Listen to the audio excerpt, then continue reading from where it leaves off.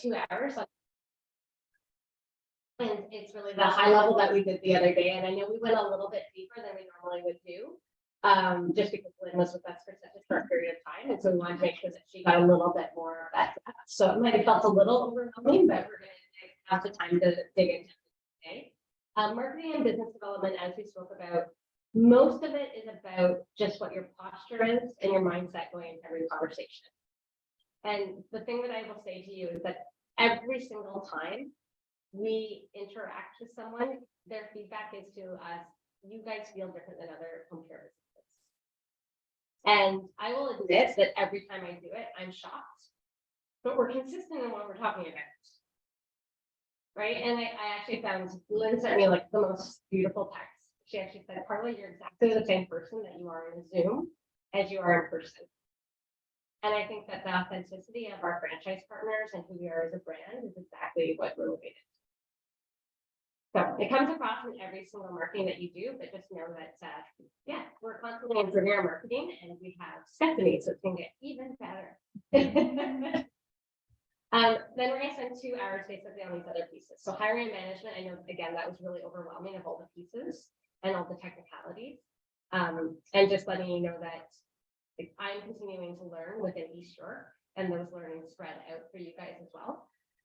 But I would say every month, the bar continues to go higher on what we're doing. But what's really great about that is it goes back to the marketing. We can say with confidence, we have the highest level of home care quality. We can say that we are the most responsive. And if someone ever complains about someone or not picking up the phone, we know that that's not true. Right? So the brand is elbows back. Then we're going to talk about all the operations. So we're going to spend time in doing a sample care plan, a sample in-home assessment. We're going to spend an entire hour on how to pick up the phone and objections. So that the next phone call that you have is Google it. You don't have to call me. You're going to be good. Right? But you're going to have.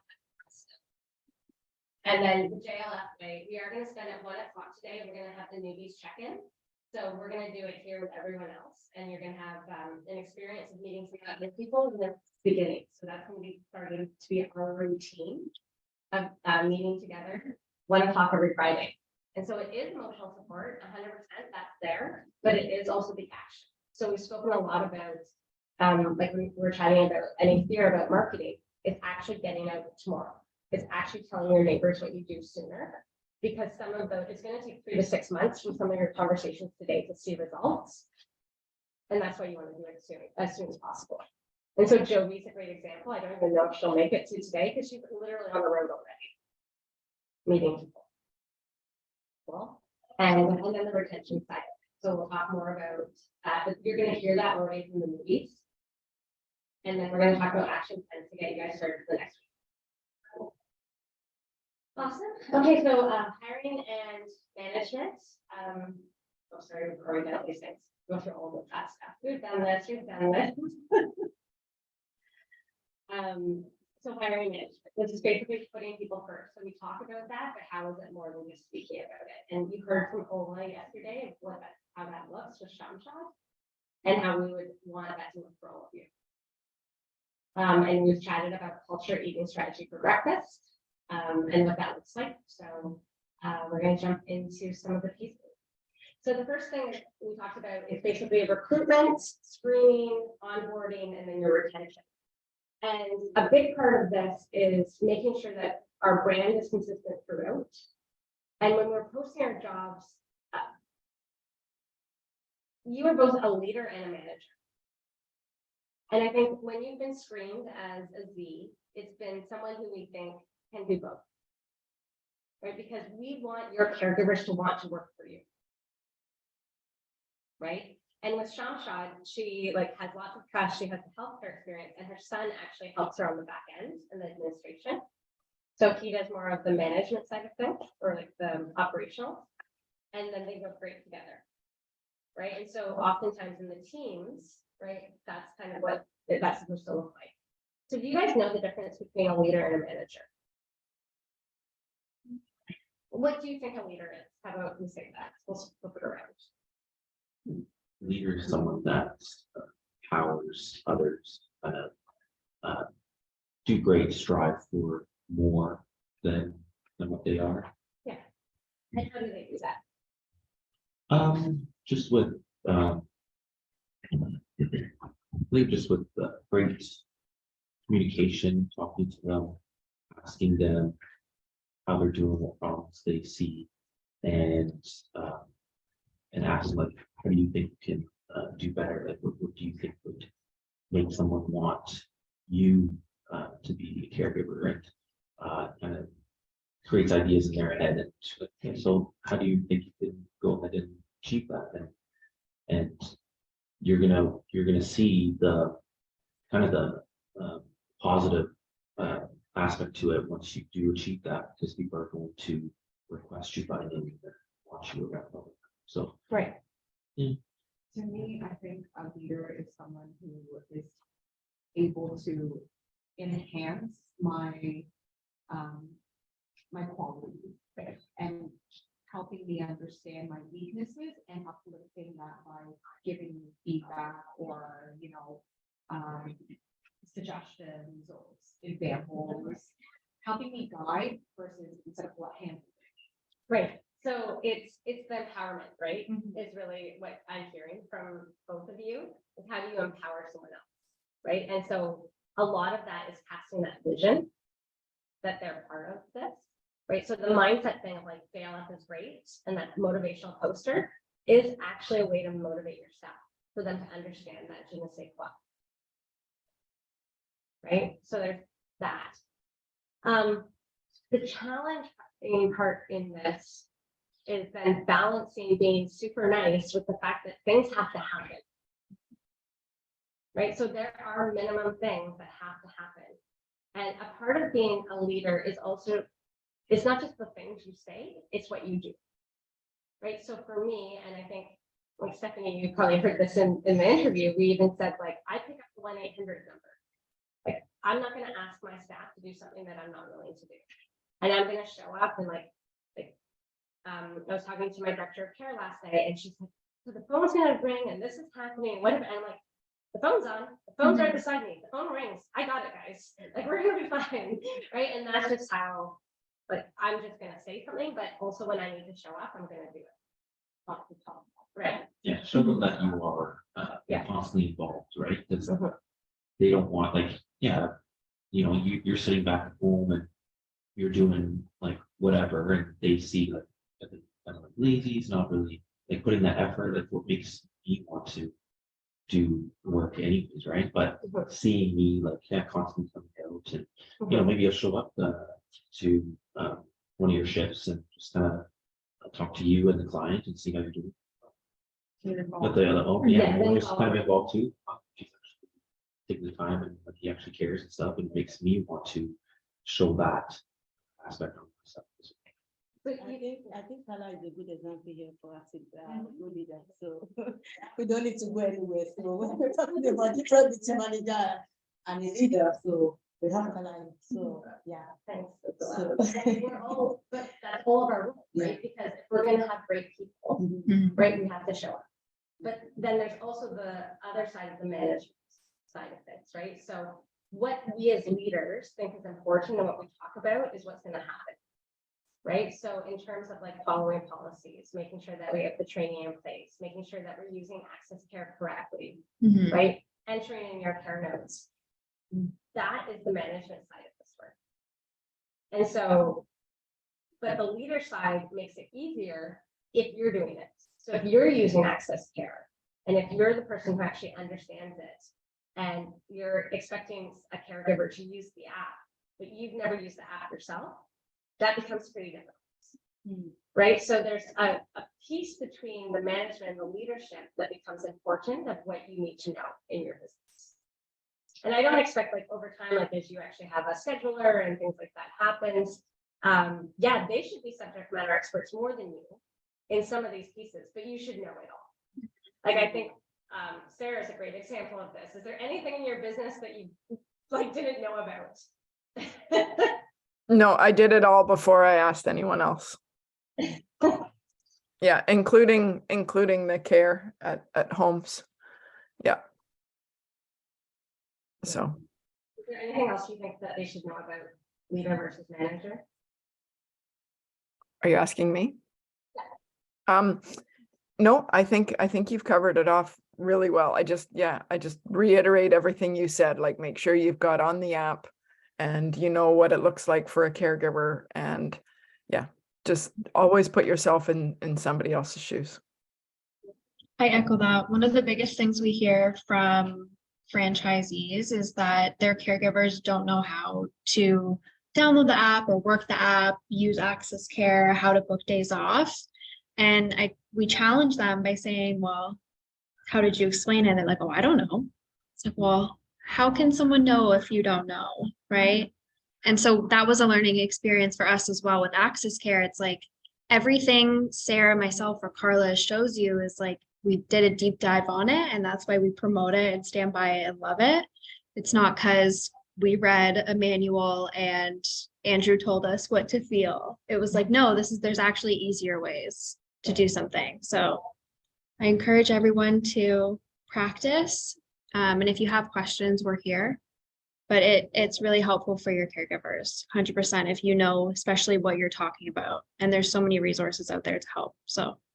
And I will admit, I don't use, I don't use Access Care every single day, because I'm often on the road and doing other things, but like my director of care, my scheduler, I've got them trained, they're learning, and I remember they came up against something, they're like, what do we do? Like, oh, this tab and this is where it is, and like, they're like, what? And they're using it every day, right? So that's important, like you have to have the confidence that you know enough to be able to be helpful, and if they run against something, being like, well, the next step for you to do is actually call Access Care for that question. Yeah. And then when you get the answer for it, and they're like, well, that takes a lot of time. I've actually had someone say that took me a lot of time. I go, you only have to do it once because you're not going to question again, so it's worth the time. And I'm willing for you to make that phone call. Please do it. You can see the difference of like my leadership. You know, like we're going to do great things, but if the balls drop because we're not sticking to protocols, Yeah. actually the great thing's not enough. So both having that management and leadership approach is critical. That was the conversation I was having with Sulaiman this morning as we were driving to this place. That I want to learn this, I want to go for the CPR training, I want to learn my first aid, I want to get vaccinated, I want to do this, I want to do that. Because I was telling and training too, I said, okay, I'm gonna, once we have access to care academic, I'm gonna do this, I'm gonna do that, because I want to know about that issue in case if anything comes up, I'll be able to know, okay, this is where to go, or this is the direction I'm put. Giving my PSW, this set of being naive that I don't even know where to go. Okay, PSW asked question, I'm so naive, and I was just looking at it. So I think that is a part of the leadership that the good leadership should know everything. No, not everything, but at least, you know. And I know where to get the answer. Yes. Mhm. Yeah. Yeah, so I think there's a comma, right? Exactly. And I think one of and the nice thing again at the network is we do have subject matter experts who can support you in where to go so that you're not actually spinning your wheels. So like if I don't even know how many Care Academy videos you've watched, but a lot. So yes, I definitely encourage you to review the videos to get yourself started. We've in your own Care Academy dashboard that you'll get or have that we actually have set it up with the mandatory training at the get-go, so you should be watching those 4 videos. It's up to you to change. We'll get there too. Sorry, I'm always jumping all over the place. But yeah, those are the ones that you should know, and then you get to decide if those are actually the 4 that you think that needs to happen, or if you can schedule them later. So again, we're going to show you a little bit of Care Academy, but there's going to be videos, and they also provide support. So there's going to be a little bit of what Just Like Family Home Care does versus what some of our partners are also providing us. We don't need to duplicate it. When it's the Just Like Family way, we go above and beyond. So in the recruitment, it's really important to start with this, but the first thing that you do afterwards is our Indeed account. So we talked to you yesterday about the fact that this is not the only place that you can post, but there's going to be, you can use LinkedIn, you can use your Facebook, you can use WhatsApp, especially within, I know some of our Filipino owners, they post on WhatsApp, right? It's a Filipino community, and that's a great recruitment strategy for them. I think for any of you networking with newcomer centers, oftentimes we are the first Canadian employment for often women, which is a beautiful thing to be, right? So obviously we have to make sure that they have a valid SIN number, a valid work permit in that, so that's part of your paperwork as well, or even in your job posting, that's be eligible to work in Canada, things like that, but it is a great place. And lots of colleges are big fans of us as well. So we've been finding, I'm part of, again, the advocacy and marketing that we do. It all is interrelated. That's why we try to do the picture. But I'm helping to found HSPA, which is basically the Health Practitioners Association across Canada. It's like OPSWA, but for PSWs and HCAs across Canada. I'm part of their first directors to get it off the ground. And a lot of the members are actually professors and instructors for PSW and HCA programs. And so they're now talking about just like family across the country. So there's neat things that we're doing that is beyond just Indeed. For Indeed, we have a premium account, and to have access to it when you post a job. And again, if you have questions about that, we do have like a how-to on the internet and everything. All you have to do is make sure that the words "just like family" is the corporate name that you post your job with. So you're going to have your own Indeed account by posting with "just like family," so not just like family Etobicoke, just like family. You say your Etobicoke place is the location of the posting, but it syncs that into our premium account Indeed. Is there anything that should we show them what that looks like? Or okay, sorry. You lead me. So on the intranet, we have a few how-tos, not a few, but, sorry, it's really close.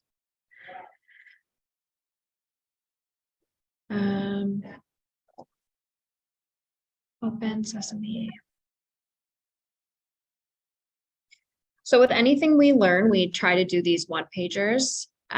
So we do a how-to of how to link your Indeed with the national account, how to put up an advertisement on Indeed, what going through resumes looks like, how to keep yourself organized just by lessons learned.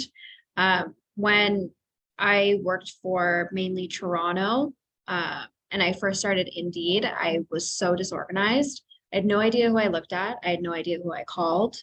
I had no idea about the conversations, but I walked through Indeed with our rep Brooklyn, and she asked me, she said, "Do you use the check mark? Do you use a question mark? Do you use the X? And do you make comments?" I said, "No, ma'am, I do not." And she goes, "Well, that's step one to keep yourself organized and know who you spoke to and what conversations you had." And then when I recalled people, I could actually recall the conversation that I had, their experience, like a tidbit that I learned about them. And that's the JLF experience. I'm not just treating them as a number either. And I learned a lot about people's families, people's stories, why they wanted to be a PSW. And then when you work with a larger team, so I worked under the director of care for a minute, and it was really helpful for her to see why I was calling people and why I was rejecting people and why I offered people the position, especially when you want the other person to be hands-on as well and support your decision. It's a really good opportunity for you to stay organized and everyone have access to the same information. So that was my learning experience. Yeah. Checklist that you may need, or is it something like that's there for us to kind of go through? This is just the one pager of the how-to, but I can go on Indeed now. And you can see in the app, whenever Alana puts together one of the pages, she does have cross-reference links that fed into that. That would be supporting to you. And yeah, please put in Indeed. And Brooklyn, what's again neat about the power of our volume is that every single one of our vendors thinks we're important. I'm just saying, you know, like you're not just a one person thing. Like we're a pretty big account for Brooklyn. So when she speaks to you, she's like, I'm gonna say this the nicest way possible. She's gonna kiss your ass. Right? Like, and so when something doesn't go well and she's not receptive to you and you're not getting the information that you need, you actually can escalate that. That's the thing. Right? And because we are a large account, or because we are actually paying for a premium account, that's important. So again, that's just your economies of scales, you're not alone in this. So you should, with all of our vendors, be treated better than anyone else.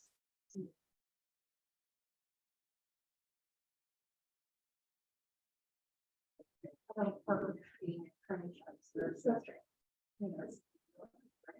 Yeah. Yeah, and also questions like, she'll often say, oh, you should sponsor here and sponsor there. Sponsoring can get quite expensive, but with a premium account, you should actually be able to get some traction even without that.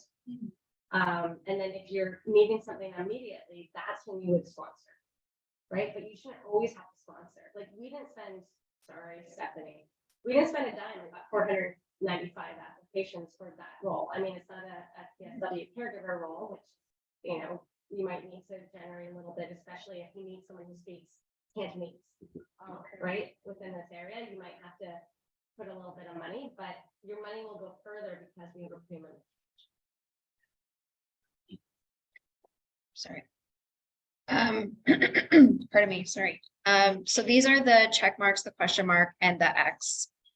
So this is accepted. The question mark is you're thinking about it, and X is completely declined.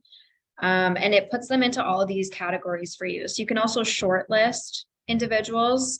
It shows you how many people are awaiting review. So how many people you actually have put into a category. Who you've Sorry, reviewed. Alana, we can't see your page on Zoom. We can only see your,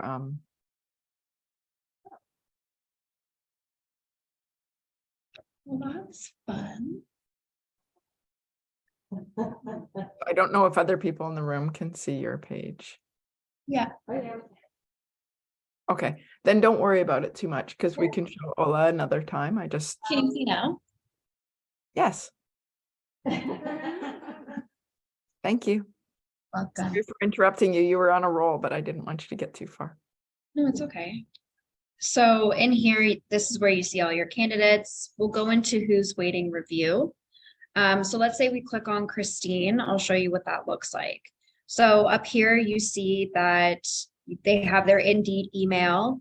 I don't recommend using the Indeed email. I actually recommend emailing their personal email.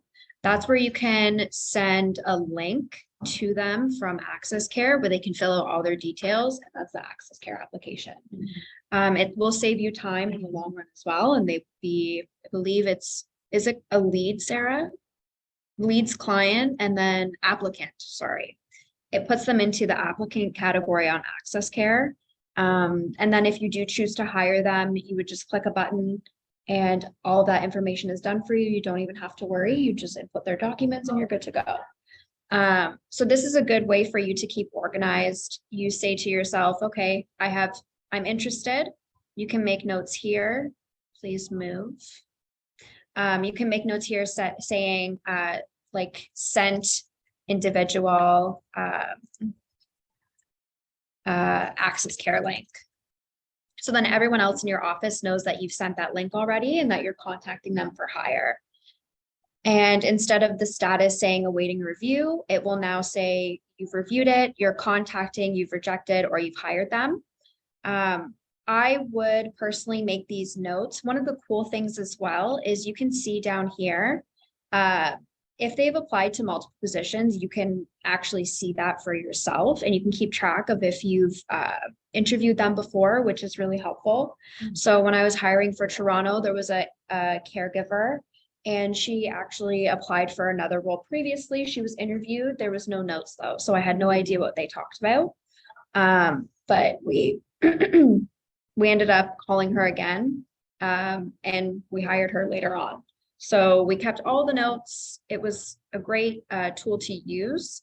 And if she applies to another position afterwards, we would know. And actually, we already had a caregiver, won't say who, but she was already working for us and she saw the posting online and requested to be interviewed. So when I called her, I actually didn't know that she worked for us, which was a faux pas on my end. But essentially I called a caregiver who already worked for us and she was like, Alana, I know you. I'm like, why are you applying for jobs? So it's a really great tool to use if you use it right. So yeah, that's a little bit about Indeed. Is there any questions? I like that. Me too. So from here, they should just send an email, copy their email and send the link to them to access. Yeah, so this is really cool because you can actually download their resume as a PDF. So you can send it to anybody in your company who you work with. You can share it with each other. And you can just copy and paste their email. Sorry, Sarah, my video's a little bit. It's all good. I can hear you. Look like I was on Pokeroo. So you can just copy and paste the email. You could choose to call them right away. And this is good to have on file as well if you want to put this into their documents. You can keep track of their skills and any other relevant experience that you might need later. So yeah, did that answer your question? And on the access care, is there a way someone can upload their resume based on their email? Are you getting her excited now? I'm really excited. So Access Care is really cool. Did you want me to go into that now while we're here? Or? And so the next step, just so you guys know, so we're showing you some of the logistics of it. We're gonna go through like what is in the job posting. If you're looking for a PSW versus a caregiver and talking through that. And then what it's not for non-medical. And then we're gonna practice actually your intro. Don't use that one. I'm just Yeah. going into the This forms. is all for recruitment. We haven't gotten to the next part. So for the application, you actually have a form in here in Access Care under admin and under forms.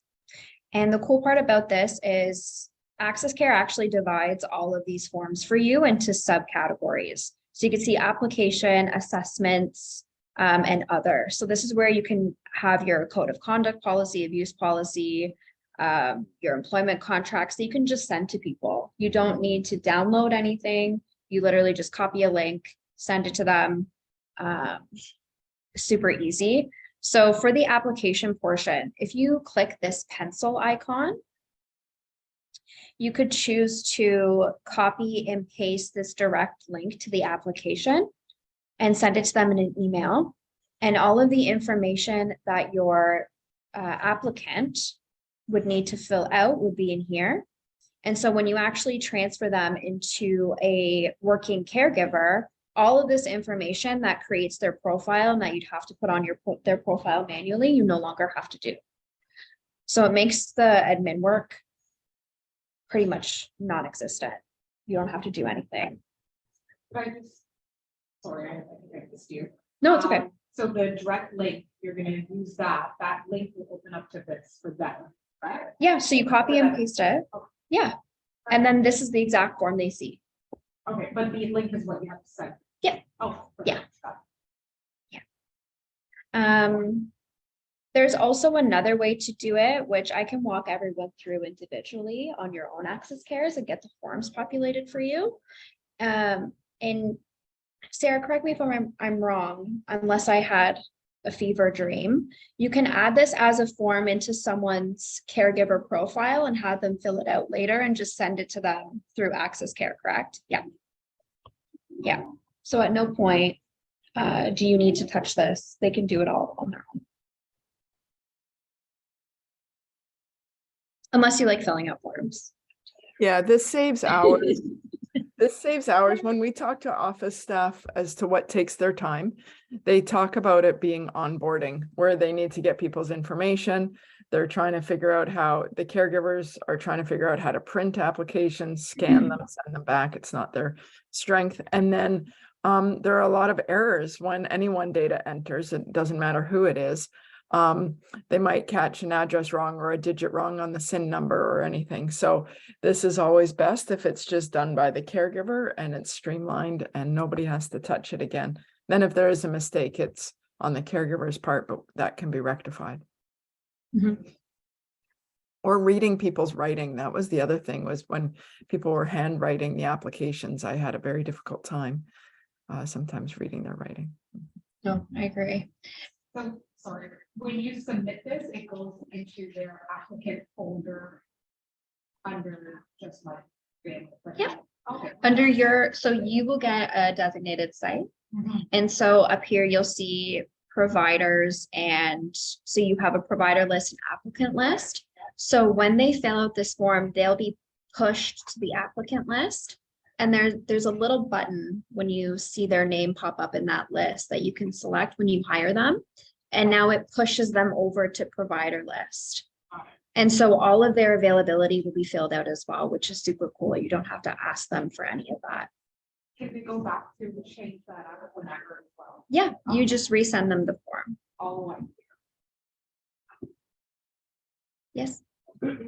They also, when they, at the end of the application, have an opportunity to upload any certifications they have, resumes, anything like that. So there is that ability. On the next page there, you can see at the bottom. Oh, sorry. He says, on the next page, please upload any certifications, criminal record check, resume. Yeah, so this is really great because, right now for us, because, a lot of our existing franchise partners aren't using the full spectrum of how amazing care is. So you guys are gonna start at already a higher level, which is amazing, right? So when I'm looking at this, when we're hiring people for St. Elizabeth specifically, and all the vaccinations and all the documentation, we've actually spent hours having them send it in and uploading it. But this is way easier, like you just upload it, you just do it. Once it's done, yes, we can give you checks. Don't have to put on their profile. So it has to go through your email too, right? So in terms of any sort of like privacy compliance that way, anything that you're keeping out of your email that could be considered private in any way or personal information, you don't want that in your emails. Yeah. Can you send emails through Access here too? So the really cool part about Access Care too, I'm laughing because every question you ask about Access Care is going to make her have you a get me. the best day ever. So you actually never need to message anyone like on your private phone. Everything can be done through Access Care. So this is how all your communication can be done. So people can email you through Access Care about clock in and out. We've actually set up a bunch of groups that you guys can use as a template. And we can go ahead and set those up for you if you'd like as well. So there's clock in, clock out, which we've said that we will respond during office hours only. So it actually creates that boundary for you and your caregivers that not everything is an emergency type of conversation. And that when they do call you, it is an emergency. So you have that work-life balance, right? We found that sometimes people would call on the weekend at like 7 o'clock at night saying I didn't clock in and clock out, and you're eating a nice meal with your family or you're downtown Toronto, Spring. So like, you need that, at least that's what I found. I'm sure you found it, and someone else who was Rob Springer. And then the next thing you have as a group is office and payroll vacation requests. Again, we'll respond during office hours. Open shifts, any questions about open shifts, or if they want to request any open shifts or change in availability as well, you have that as a group. And then urgent schedule change. So if they need to request a day off, let's say something came up last minute emergency, there's this option. But one thing we always say is call the office. Always call the office, because sometimes people have been in a situation where they think that a text message is sufficient, and that no response means that yes, we understand and you can take that time off. But sometimes you don't acknowledge it and they still just don't show up to a shift, and that's really dangerous. So we always say call the office. Call the office. This is good for when your team's bigger. Yeah. Right, so that at least there's a record of it and it's documented that one person goes off shift and the next person's taking on or something like that. But you always have to call the office, because someone goes, I'm sick, in a text message. Different when they call. Right, so you can hear when someone's sick and when someone just wants the day. Right, and so that's again, that leadership versus management. leader is inspiring, right? But you still have to manage, like you have to be like, they're letting down the client by doing last minute. It's actually decreasing the quality of care by doing last, and that's not okay. Because it's not a positive impact on someone who needs support. It's actually hurting them, right? So it's just, that's the accountability level that we want, well, we need from you, and we want to have from our caregivers too. And that's part of, like, that is a management versus leadership. And it's hard, because you want to be nice. But when it's impacting people, it's not okay. The other thing I'd like to say is, from the beginning, even when you're small, please do not get into the habit of having them text any of your phones. Because what happens is when you get bigger, then you've got other phones, and then there's going to be some confusion on their part as to which phone to text. And then you're going to have a caregiver or a office staff that's trying to get the weekend off, and the texts are coming to them. So this is an entirely separate messaging system within Access Care. As Alana explained, it's like its own WhatsApp or whatever you want to call it, but it is its own messaging system, and it's where people should message, because then when you have somebody covering a weekend for you, they know that all the messages are coming into Access Care and they can see it, as opposed to it going to your phone and you're on a plane somewhere. Or so this is something where you're going to want to start this right from the beginning, because as if the minute you let them text your phone instead, you're implementing that challenge when you start scaling or have other people or need a day off.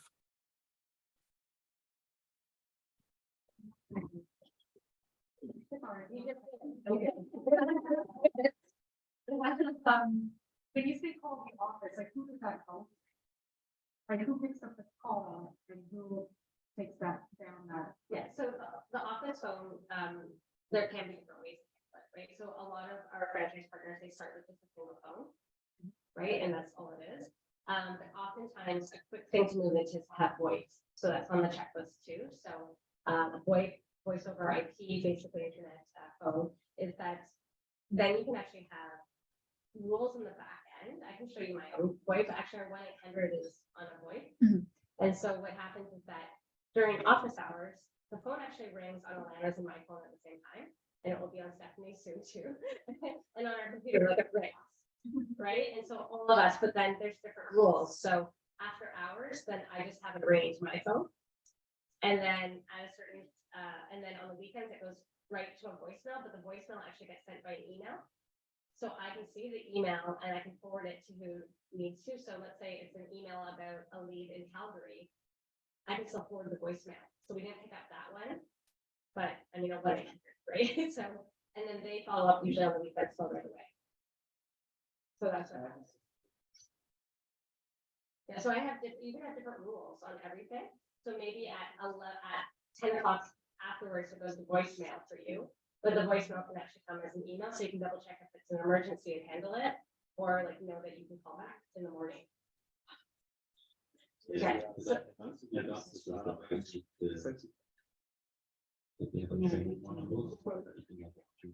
Yeah. But also again, I would say having a voice system or understanding like how that, and it helps with your own resiliency and sustainability. So you're not driving yourself wild on things, right? Because it's not just reliant on the one phone. But I also, like one of our franchise partners has got multiple territories and is continuing to scale. And they just moved over to VoIP last week. And it's been a nightmare for them because it's such a big transition once you're at a certain size. Right. So I love how Sarah's talking about it. Like, and we can provide you the resources, but we have franchise partners who are big. So we can show you how they're handling it. Right. So thinking about being bigger earlier so that you're not having to rework things is going to save you a lot of time. Like my example of the accrual application. I have to create a new form. I had to like there's all this signing that's happening now. And there was all this extra bookkeeping because of it. So doing things earlier is going to save you a lot of time. We sign up for Ring Central and it has all those functions. We avoid Ring Central. That's right. That's what we use for example. That's right. Yeah. Yeah, that's better. So yeah, jumping into the job posting. Can you see this, Sarah? Yeah. Or do we- You're back on the slides now? Yes. Yeah, so basically, all of these resources are again going to be on the internet. We also have sample job postings for you, and I think because you're going to be on Indeed, you can see some of the other franchise partners what their postings are too, so you can get some examples.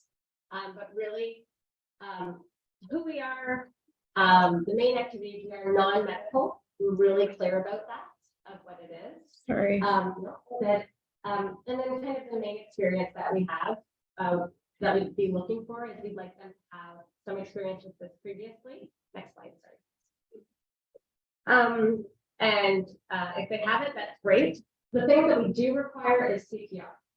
So even if they're just doing food meal prep and like housekeeping, we still require that they have that. What's lovely about that is if you think about it, someone's doing meal prep and actually knows CPR in your house. So, I mean, beyond the fact that we actually have WSIB and we do all the benefit, like the CPP deductions, and you know, we're really on side, and we have also ensure that they have a criminal check and all these pieces. Like even for a starting phase of just helping them do the things they don't want to do, like Sarah said yesterday, you have more than every daily average person qualified in your home, even just for housekeeping. The thing that we're also looking for is decision-making skills. One thing that we made jokes about yesterday is that common sense is not common.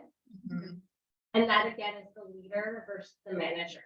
So not making assumptions about what they know, especially when you're onboarding someone. Why are you laughing at me? I have a story. Okay.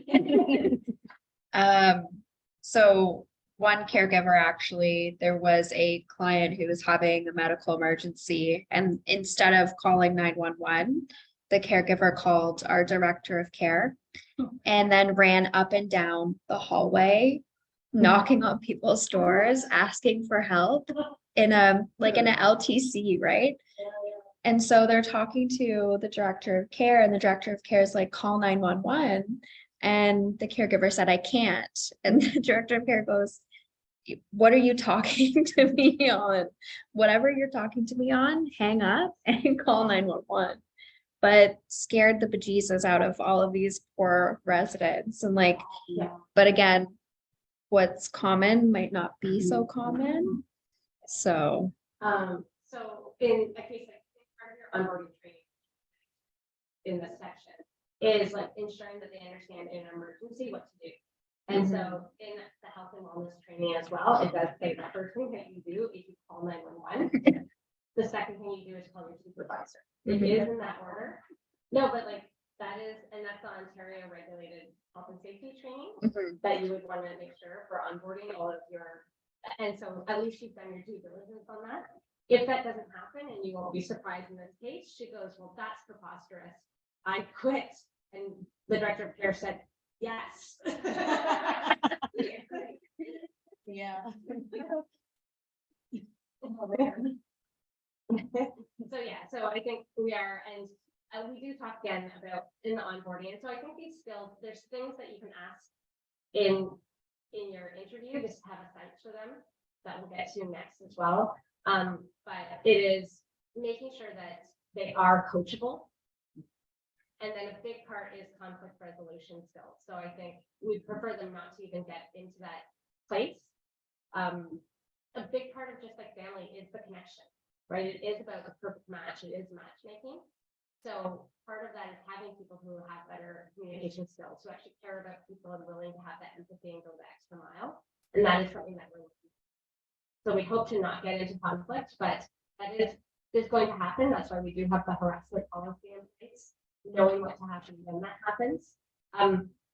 We have seen in times that when our clients will complain about a caregiver, this happens all the time, but it goes both ways. And so what we always remember as managers is that there's three sides of every story. There's what the client says, there's what the caregiver says, and there's probably the truth is in between. Right? So we do, when we're advocating for our clients, we're advocating for our caregivers as well. So holding that space, the client is often right, not always. And so just being able to manage all of that is important. But giving them a way that they know, I think when there is any sort of conflict and there's a mismatch, I find that most of our franchise partners, they have such a good rapport with their caregiver that they've been saying it wasn't a good match. Obviously, if there's something that is dangerous, that they're not going to get to for shifts, that's a different story. But in general, if it's just not a fit, and it's being able to determine when it wasn't a fit versus when they're actually not a good fit. Sarah, anything else from that? No, okay. No, just don't assume anything. Just, yeah. So really the key here, yeah.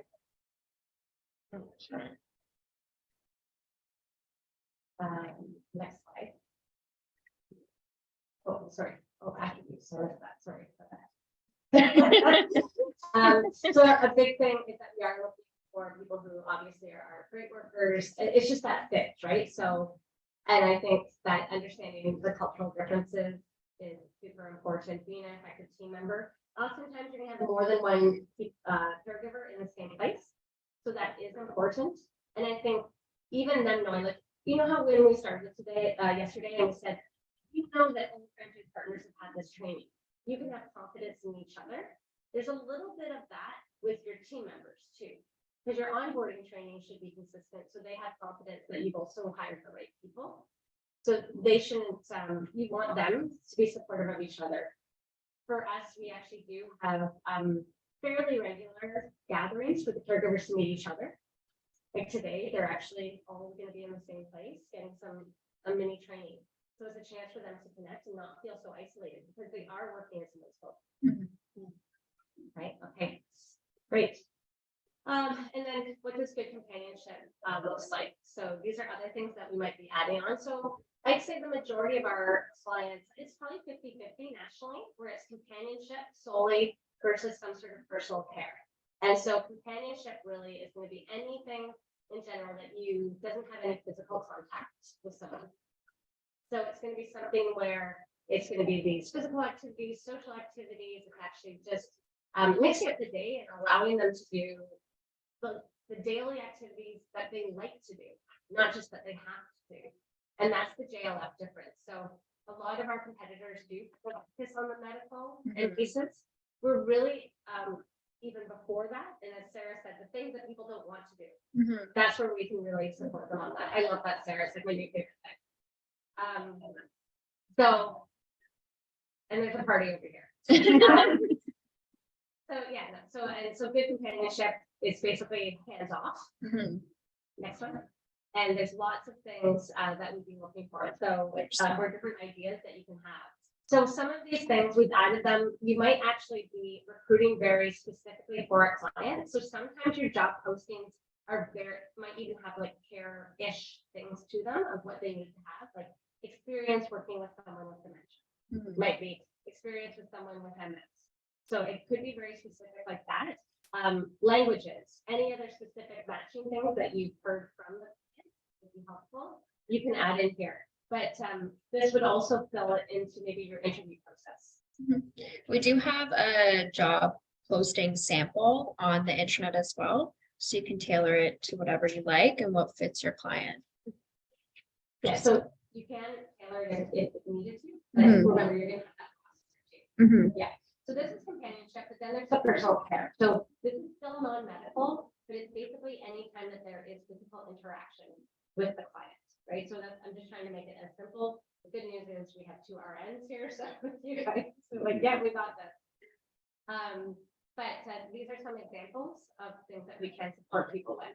I think one of my favorite things that Sarah has said, because, and we'll talk about this when people call too, is that 95% of the times when people call and they think they need a nurse, they don't actually need a nurse.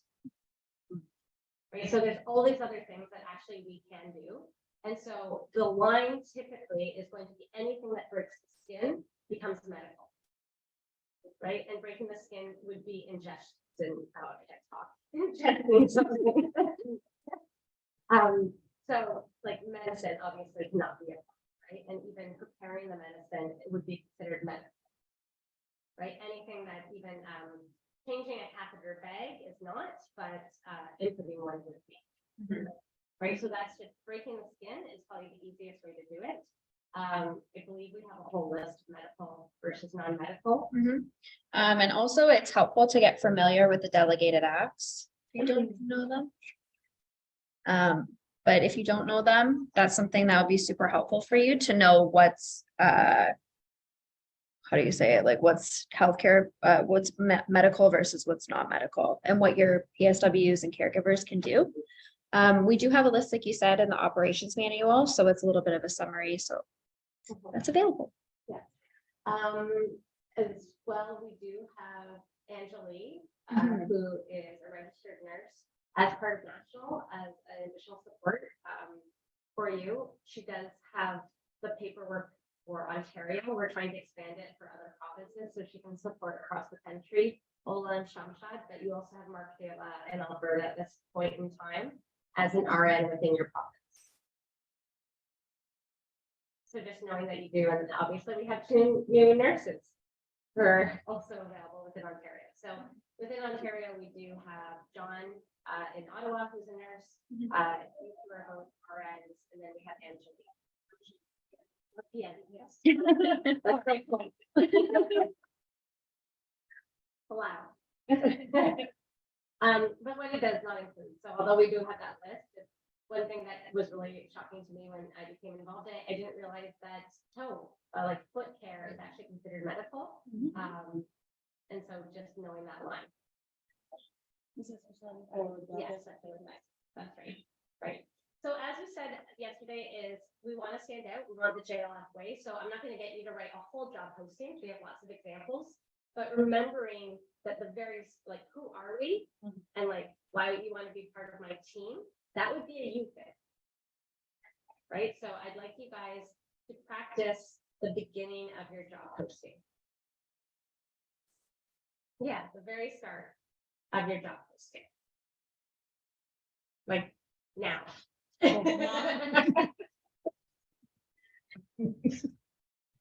You too, Ola and Shamshad. So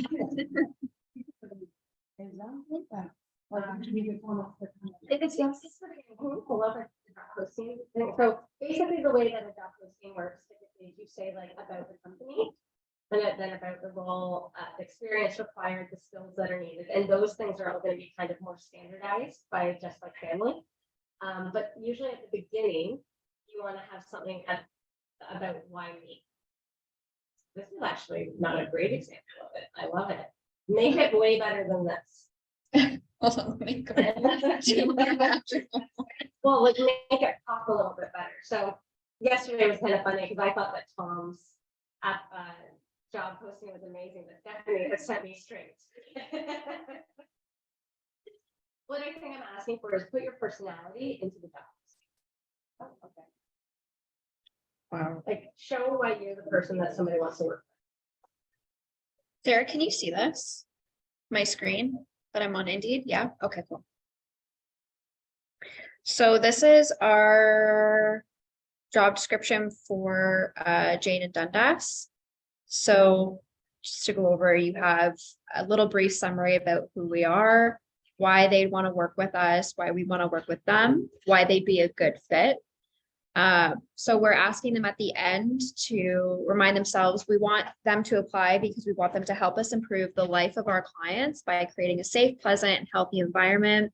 At our company, we have a strong culture of communication and compassion and commitment, and are confident you will enjoy being a part of our team. So you can ask for a minimum amount of education and experience. We do ask for dementia care and palliative care experience as an asset. Duties and responsibilities, work activities that might be included, and essentially the JLF way of why they would love this role. So they possess compassion, they're compassionate individuals, they're flexible, they're client-centered, they have good judgment, and they enjoy making a difference. So those are all key values and characteristics that you would want, right? And then you can say the benefits of working with us. and technology skills. So one thing that we have started is a health spending account. So that's something that you can look into later on down the road or whenever you're ready to do that. We have flexible hours. We do have competitive compensation. So one of the things that we're really adamant on is having a livable wage for our caregivers. And so we're actually one of the top payers in the market, and we continue to do that nationally. So it's just creating that incentive that, yes, you not only are not just a number, but if we're all making money, you are also making money. So that's super important. Sarah, do you have anything to add? No. I think and I need you and Carla to correct this because you guys implemented this after I was operating, but they don't need to go into a big description about who Just Like Family is because that's already under the corporate part, right? So your introduction doesn't need to be Just Like Family is a home care company originating in Canada, because that's already under our corporate profile that they will see. Am I correct in that? That's right. Yep. Could be you. Yeah. Make me want to work for you.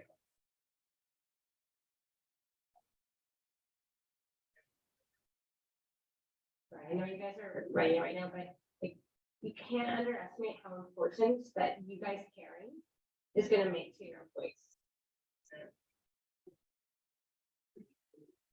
And that's important when you don't have a shift for them to waste it.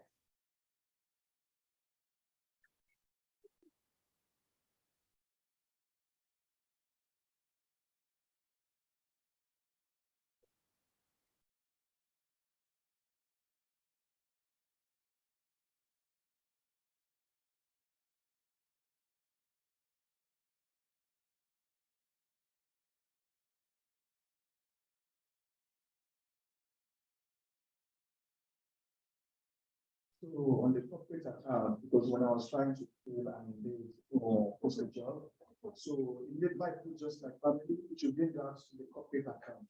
Yeah, it will connect. To connect. Yeah. That's what I want to be sure. Yeah. Not putting in something. No, it's not gonna be, a separate, exactly. Yeah. That's right. But don't put Just Like Family Home Care, Just Like Family anything, we just put Just Like Family and that's. And it will pop out. Yeah. Because I still know in my draft that I'm about to post it, but I will edit it once I do.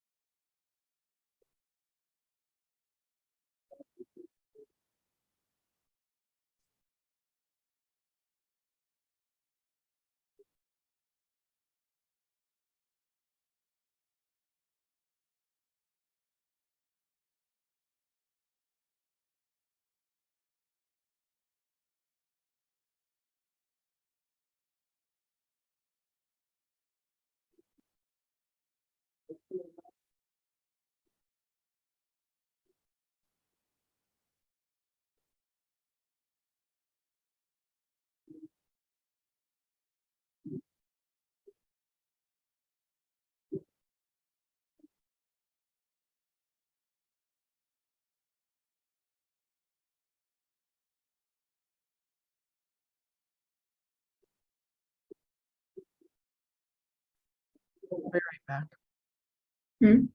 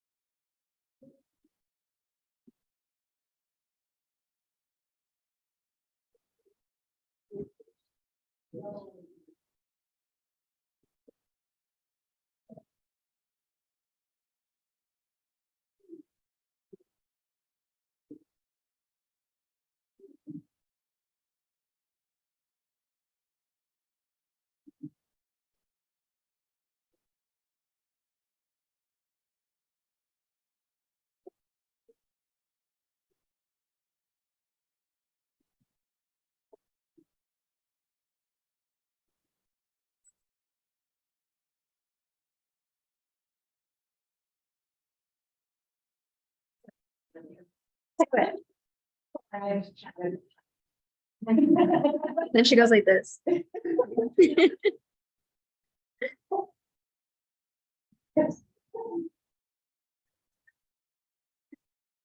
Sending an email, like sending.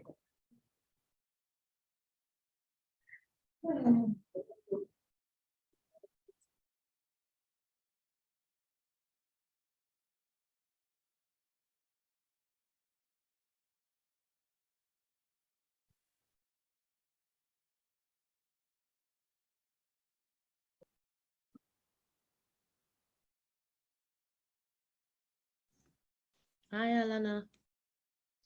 Hi, Ola. Hi. We don't know what's going on there. We can't hear anything. You can't hear anything? Oh, we're working away. I can hear you, but I can't hear Carla and other, Yeah, other not a, I can only hear you. You can only, oh, sorry for that. We'll speak up louder or you're gonna have to repeat what we say. Or Okay. I have to come over their voice. Okay, what do you want to do? Want me to repeat it? What we're doing right now. So we're just doing job postings right now. So the goal is to just write an introduction to why your applicant should apply. And then we're going to do a little bit of a group discussion.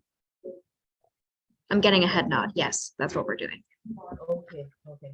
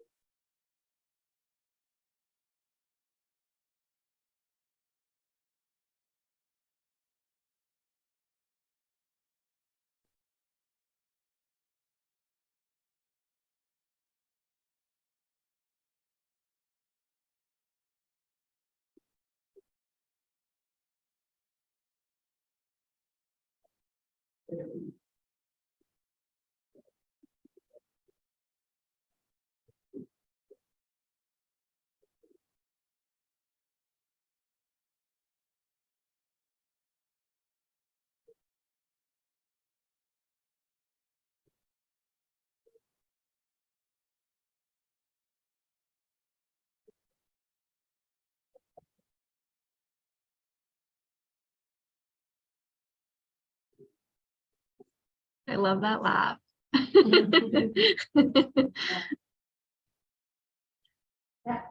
We're ready. We'll get that. Yeah. Who's first? Like, not Adam, he's not letting go first. Okay, let me just turn that. Right. They're all right. Okay, mine's probably gonna be talking too much. Okay, then I'm gonna say last and four. Okay, so I started mine off of like a question.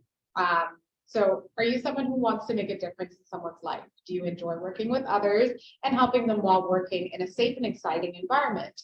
If so, come join our team at Just Like Family Home Care. We offer companionship, home care assistance, wellness related activities and more. But I guess we can put like whatever.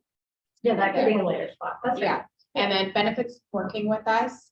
Top paying company, even in nationals, we offer a great work-life and family life balance.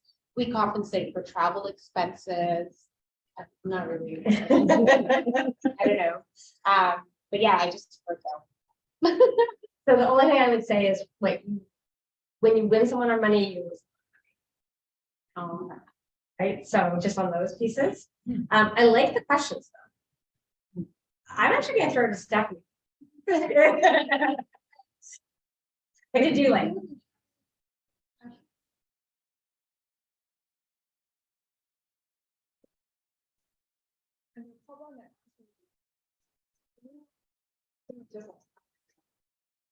It also actually right away shows that you care what they think. It's like a completely different way of doing it, right? And actually, in some ways, it's showing your values in that. I love that. I like that you mentioned compensation. So here's my backstory of this.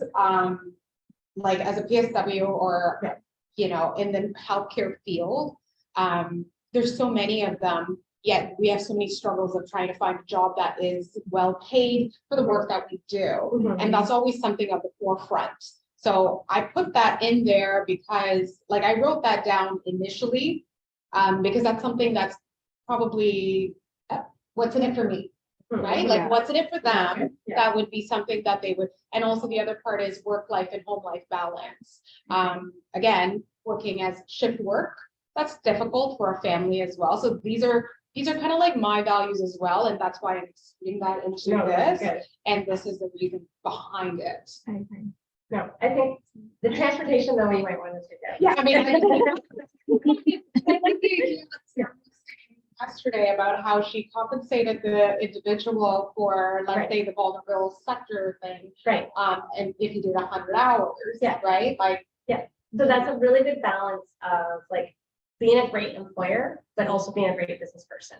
So I think a lot of times like that's and you can be both, but you have to understand what your net income is too, right? So just paying for like an Uber every single shift doesn't make sense. But if you have a 10-hour shift and the person's been working there for 3 months and there's a snowstorm and they can't get there otherwise, then yeah, sure. Or pick them up and drive them yourself, right? Like either way. Yeah. I think another way of saying it though is like transportation, like you're not going from job to job. I don't know how you'd say that in here, but like longer shifts at one place. So minimal transportation. Because most PSWs are transporting a lot. Yeah, one thing we say in the hiring too is you're not expected to go from one side of the city to the other in such a short amount of time. Caregivers really love that. They really, really appreciate that because a lot of I don't even want to say competitors, but a lot of other, even this word, agencies, they they will make them travel such far distances and don't take into consideration that like not everyone drives.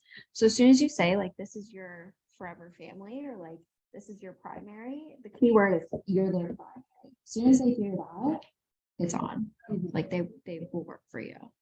And it is always good to put like, for example, now, maybe you are in one territory now, you have to specify within the territory. Yeah, Yeah. that's a really good point. So that they will know, so when applying the absence, okay, it's within my circle or within my territory. I don't have to travel many kilometers to the location, you understand? Absolutely. That's a really good point. And in the Indeed job posting, you can also specify, to your point, postal codes. Yes. Area is, right? Yeah, exactly. That's good to say that we work within your territory. Let's go next. Some of the conversation's a little difficult to hear from us. So just want to make sure Ola and Shamshad are getting the maximum out of it. So Ola, Shamshad, make sure you speak up if you can't hear them. We already let them know. We're not able to hear anything.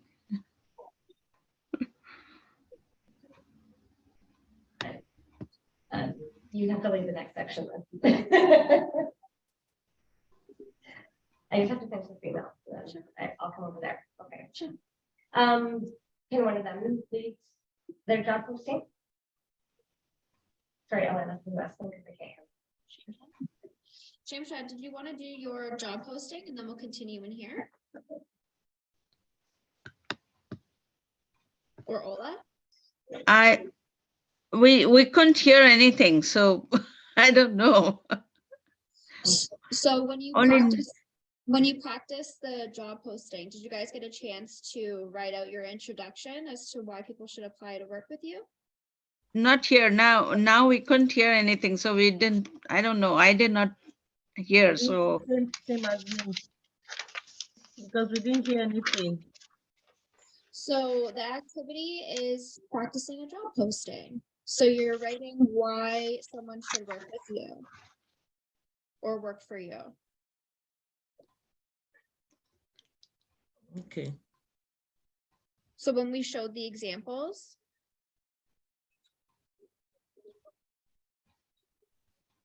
okay, I'm gonna bring it into the room and give you guys some more time to practice your job posting. okay. Okay, can you hear me okay? Yeah, now we can hear you.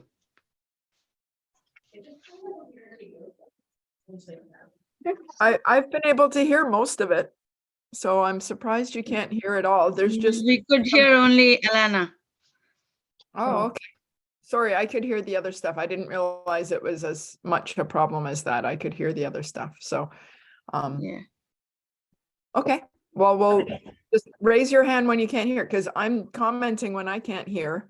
But I Okay. thought you could hear like 95% of it. It's just sometimes when the newsies are talking, I don't hear.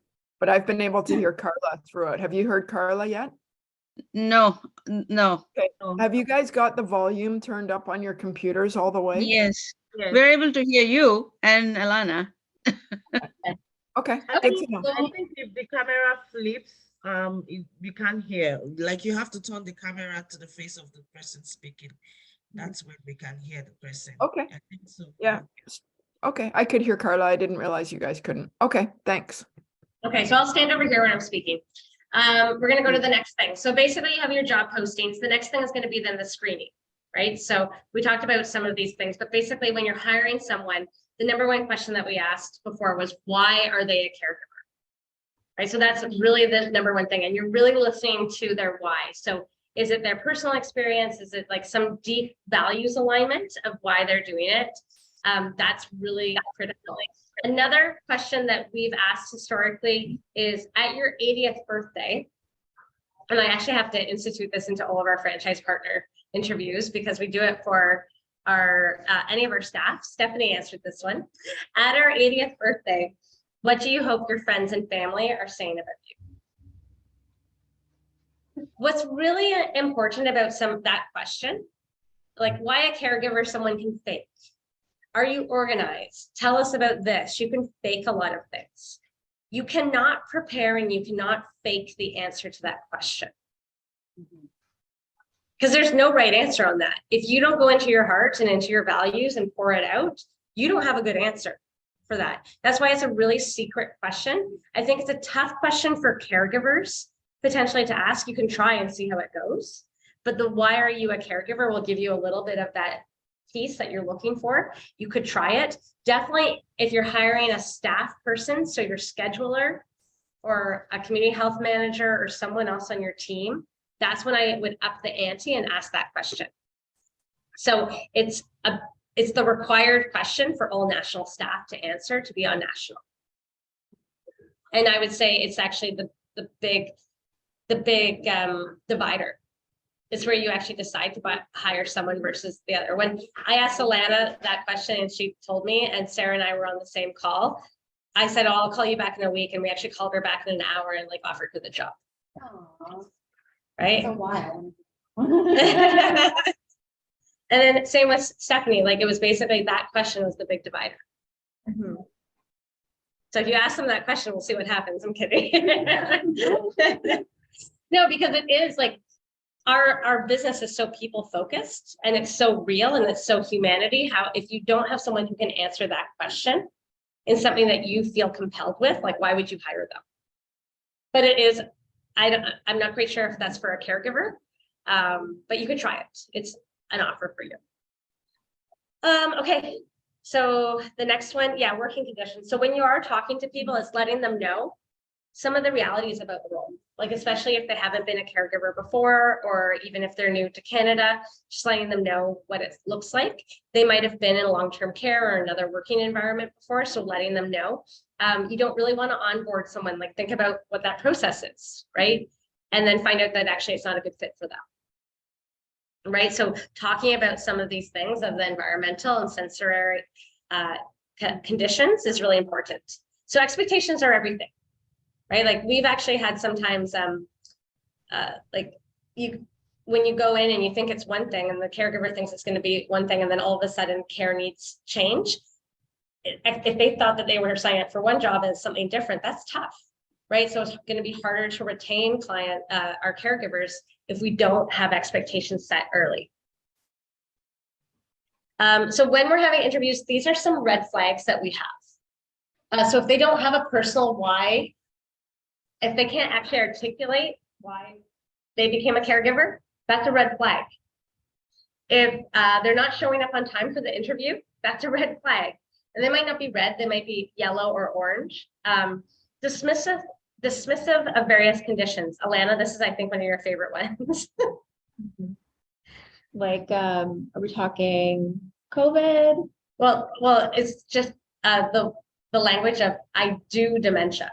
I do dementia. I do Alzheimer's. I'm like, oh, do you?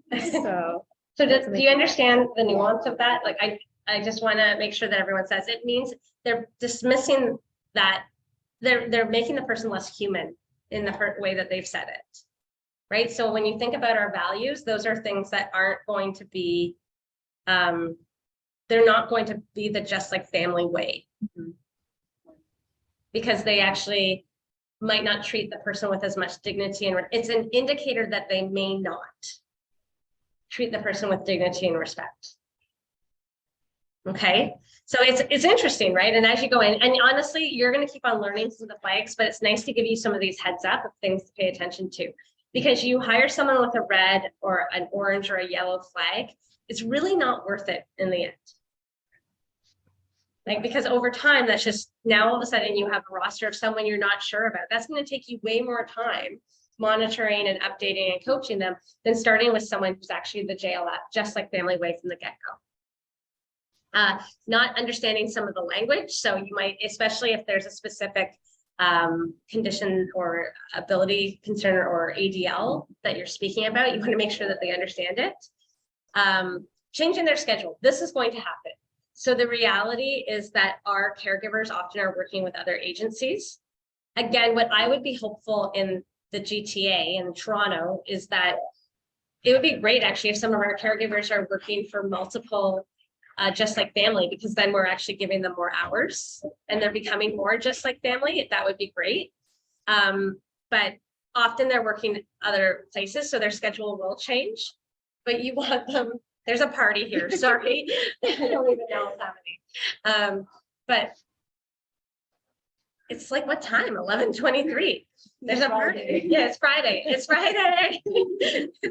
So, I know, Sarah, you feel the same way about the change in their schedules, and like the moment that you actually get a caregiver schedule, it's going to change. So like even trying, like I know my scheduler in East York has been trying to get everyone's and being like, I need to know your availability. And I'm like, stop wasting your time, like, because it will keep changing. But turning down shifts all the time, I mean, that starts to be, so you just, if you're just starting to have that flow with them, there's a reason why they're doing it. Not being able to use technology, but that's why some of the things before, if you can get them to see if they can use the form, apply using it to access care, you're going to figure things out earlier. I know for us, even in the interview, like when we're, or for the first shift, we'd actually get someone to download the app and see if they could even use access care prior to extending an offer. Right, so can you even do that, right? And lack of patience or grace. So you can hear that in someone's tone and language. These are things that if they're doing that to their employer, how are they treating an elderly person?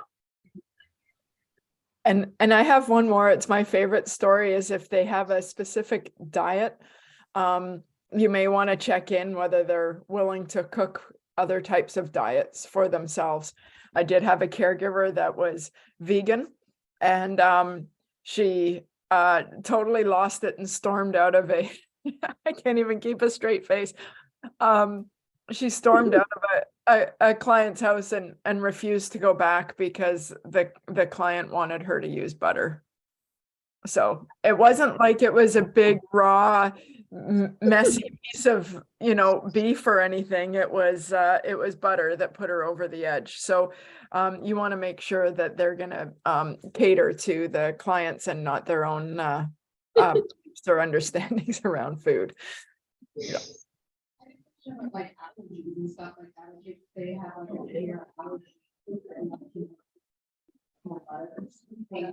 Would you put that in their, they put that in their attribute so that, like, how do you prevent them not from having, like, families not having peanut? I think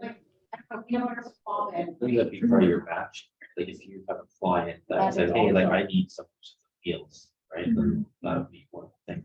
Maybe food restrictions or like allergies or anything like that. So the question is about allergies. Sorry, no, I don't mean to cut you off. No. So the question was about allergies and where we put that in the care plan.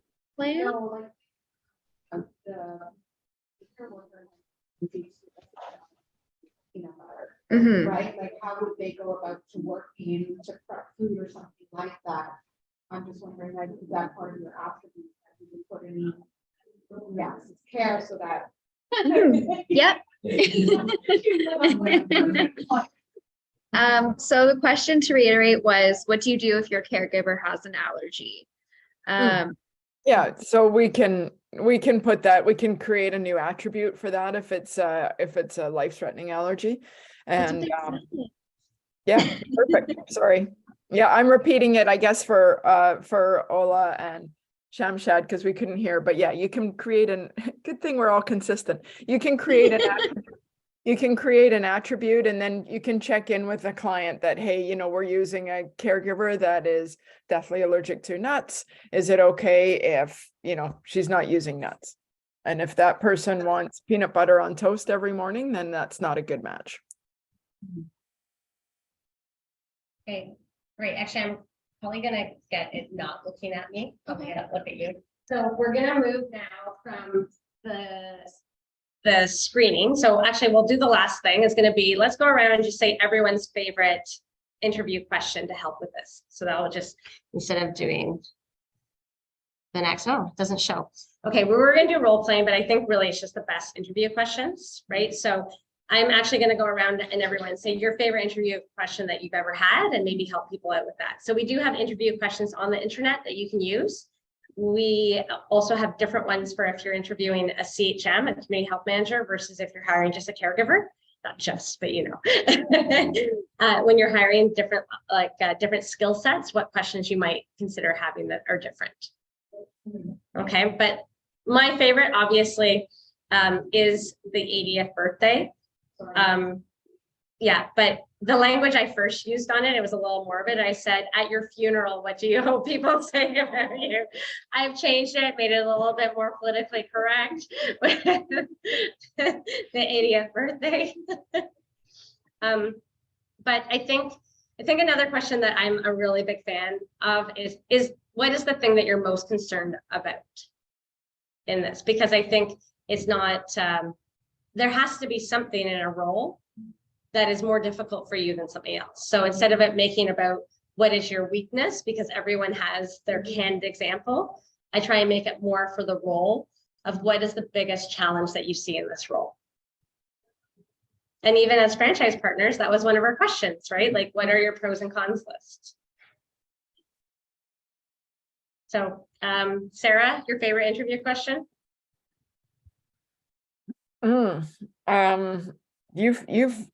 You've hit them. I mean, it might be the canned answer of name a time that you've had conflict at work and how you resolved it, so that I can see a way of how they expect to be treated as well when there is a problem. Then I can then I kind of bookmark that for how to approach them if there is a challenge. Sorry, were you asking me or the other Sarah? No, I was asking you. Oh, okay. Shamshad, I want you to give the example of, we spoke to that one person who you were looking to hire, and we identified that she wasn't a fit. Can you tell that story? Why was she not a fit? Okay. Myself and we both, right? We both were there in that interview, and she was nonstop. She kept on talking. She didn't let us talk much, and so we thought, like, I was like, I didn't know what to say, but right away after we stopped, I was I got a call from Carla, and she told me, if I were you, I wouldn't hire her. So Yeah. those were the things yeah. And So I want to, when someone's speaking all the time in that way and speaking over someone, what does that mean about that? What is a yellow flag about that? Like, she's overtaking. She's not patient listener, or She's not a listener. Yeah. She wants to be in control, says Adam. Yeah. Right? She's not going to be a good learner, not coachable. Yeah. Right? Yeah. Probably not going to be a good team player. Probably going to cause conflict. Mhm. So you can kind of see how someone's communicating as an indicator for you. Thanks, Shamshad. Yes. And it was tough because you were actually like, you're like, okay, no, I think that this person could be an asset because she seems so strong. Yeah. But there's going to be these other sides that we have to be thinking about. Yeah. And also you said that she's actually good, but she's going to control you.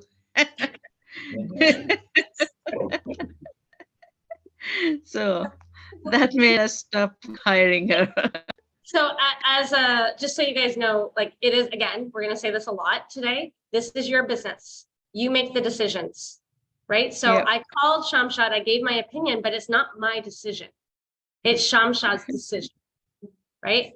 We won't be there to help you hire a caregiver. We've provided the resources, and like, that's going to be a lot of caregiver interviews that you have. You can see on the Indeed that Alana showed you, there's like 500, but you know, that's a lot of volume. So we're not going to be able to do that. But if you do need support in an interview with a CHM, a community health manager, or someone, and it's like more of a strategic hire, you can ask for Alana, Sarah, or I to participate in one of those interviews to give another viewpoint to it, especially if someone's really close to you, or if like you're feeling, oftentimes when people feel like I need that hire yesterday because it's feeling overwhelming, that's when it's good to have someone else's lens on it, just because you might just be making the decision for the wrong reason. Yeah, So that this- made us turn around and see things. And right at that moment, Ola became free. And I thought she's the right person for this, and we got her. Right, and so what you want to do is you want to hire slowly and fire fast. Yeah. In caregivers, what it typically is you're not giving them shifts. You don't necessarily always have to do a formal, unless there is obviously something that's dangerous.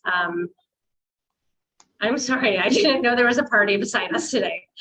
Right, It would but- still be under you as an employee, just that. Yeah. Yeah, but they're just there if you do need to reach out to them, but. And so what we would typically do is that, like, at the end of the year, if they haven't had more shifts, then that's when a record of employment's issued at that point, but not necessarily something that you're officially terminating. Again, for Brandon, they're used to having multiple agencies that they're working for, so you're not exposing yourself to that termination. But at the same time, if someone is really offside and caught being dangerous and has created a liability, yes, you do need to terminate them. Definitely on the office staff, that's something that you really have to be careful on who you're hiring about the blend. That's why I'm saying hire slowly, because you really want them to be the fit. And if they are not, fire fast. Sarah, did you want to add in anything on that? No. Exclamation mark, exclamation mark, exclamation mark. Yeah. Don't think, oh, I can just ride this out. Yeah. Fire fast. Speaking from experience. Okay, so we're going to actually get into the next piece now, which is going to be our onboarding. I'm kind of laughing because I'm getting you to do this, but I think what we should actually do is just have you share, like, let's go through, I'll write on the board the process, but let's share with them some of the pieces, like the policies and things. Sure. Okay, so for the onboarding, I know I put in a really small script today. Can you guys hear me? No. Yes, sorry, I couldn't see. We can, but it's not as clear as before, but we can still. Yeah. So, can you hear me? Perfect. Yeah, Okay. yeah. Good.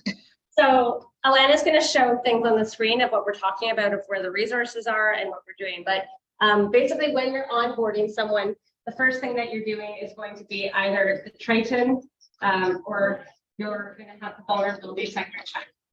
Right, and so we talked about that. Basically, this one's going to be your criminal, and this is any charge that's happened. So you can see online, Alana is going, where are you going? Policies. Oh, policies. Okay. Oh, that's next. Can you throw up what Triton looks like? Sure. The Triton is just a web platform that you can set up an account for on this. And basically you would have your own account here.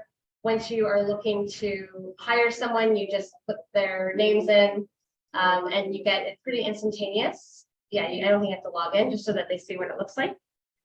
And so having an account, remember, if you're doing just-in-time hiring, this is something that for 20 bucks kind of covers you. Obviously, the vulnerability sector check takes longer. You can have on your job posting that they already have this in place to protect yourself. Again, you might want to do Triton anyway, just to triple check so that you have that as a due diligence in place. Okay. The next thing when you onboard, basically are going to be all of our policies. So that was what Alana was pulling up. The first policy that you have in place is going to be our, which one do you want to do first? Code of conduct, I'd say. Okay, code of conduct. And code of conduct is actually something in our PowerPoint of training is included there. So there are slides about the code of conduct and how we treat each other. So that is something that you could download for your maybe a Zoom onboard training or a face-to-face onboarding that you're doing with them. But the code of conduct is something that they can sign off on. You can send them by email, or we can actually have that they sign off on the code of conduct as a form within an Access Care. You're gonna like Access Care too, I think. What's next? I'm gonna say the AOTA policy, so the Accessibility for Ontarians with Disabilities Act. For Shamshad, I would research your local policy for that. I know nationally there's a Accessibility for People with Disabilities Act. So that's something that you can kind of edit and tailor to your own, but it is on the internet for you to use. The next one that I'd like to show is the abuse policy. Actually, if we can jump to that one. And the abuse policy, again, there is abuse training within the PowerPoint, but also the abuse policy is a form within Access Care. Can we show that as well?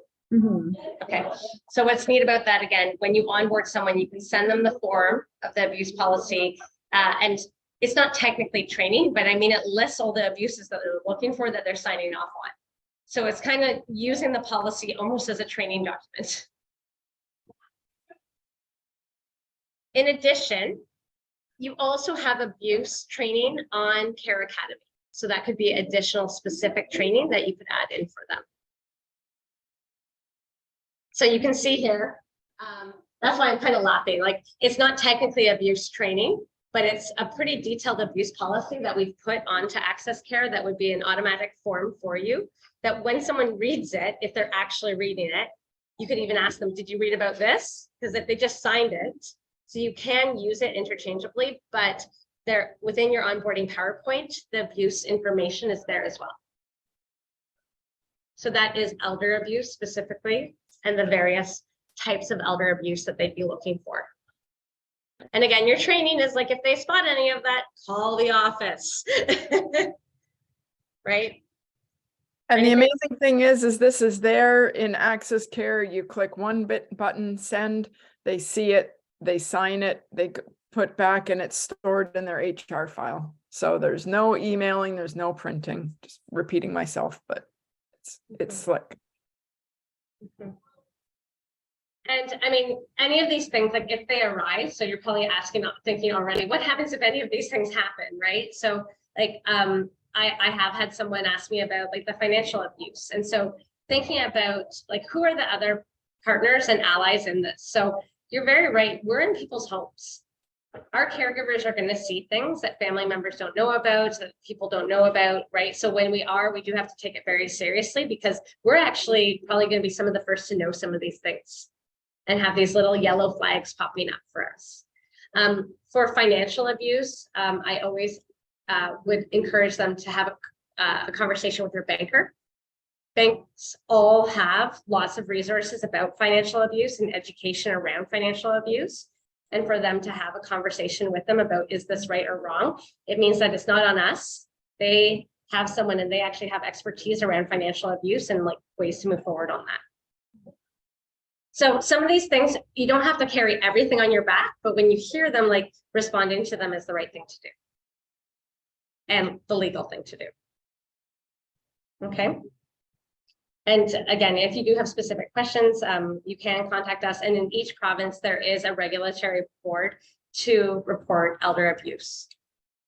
I would say the time that we have seen nationally to report elder abuse is typically when someone's actually not our client. Right? Because obviously if they've engaged us, it's to actually increase the quality of care and the support that they have. We have had people like say no, turn us down, or like something bad happen. And that's when, like, to protect ourselves, if they've declined care and the family's declined care and we've seen the situation, I have seen that to protect ourselves, that to report it at that point in time and have a social, and then it's like, we've done what we needed to do to look after them. Yeah, so typically you're going to see when our clients, they're going to be safer. And you just need to know about it, but it's less likely. I'm just highlighting what could happen. And I think, and Sarah would say this really too, is like everything does happen. You guys are lucky is that we see it nationally, right? So we would hope that in your own territory that you're probably going to see one thing, not all the things that we've seen. That's right. Yeah, and you know, we've done over $3 million of business in Vancouver Island and haven't had an abuse case yet. So this is not something it's important for you to know, but not to be fearful of. Thank you. That's why, thank you, Sarah. Every single time you speak, you're like reminding me how easy the business model is. Thank you. No, because a lot of times, like even on the credit card thing, it always made me laugh that everyone thought they needed a credit card. And she's like, why? Why wouldn't you just use PAD? Perfect. Okay, what's next? Infection prevention and control policy.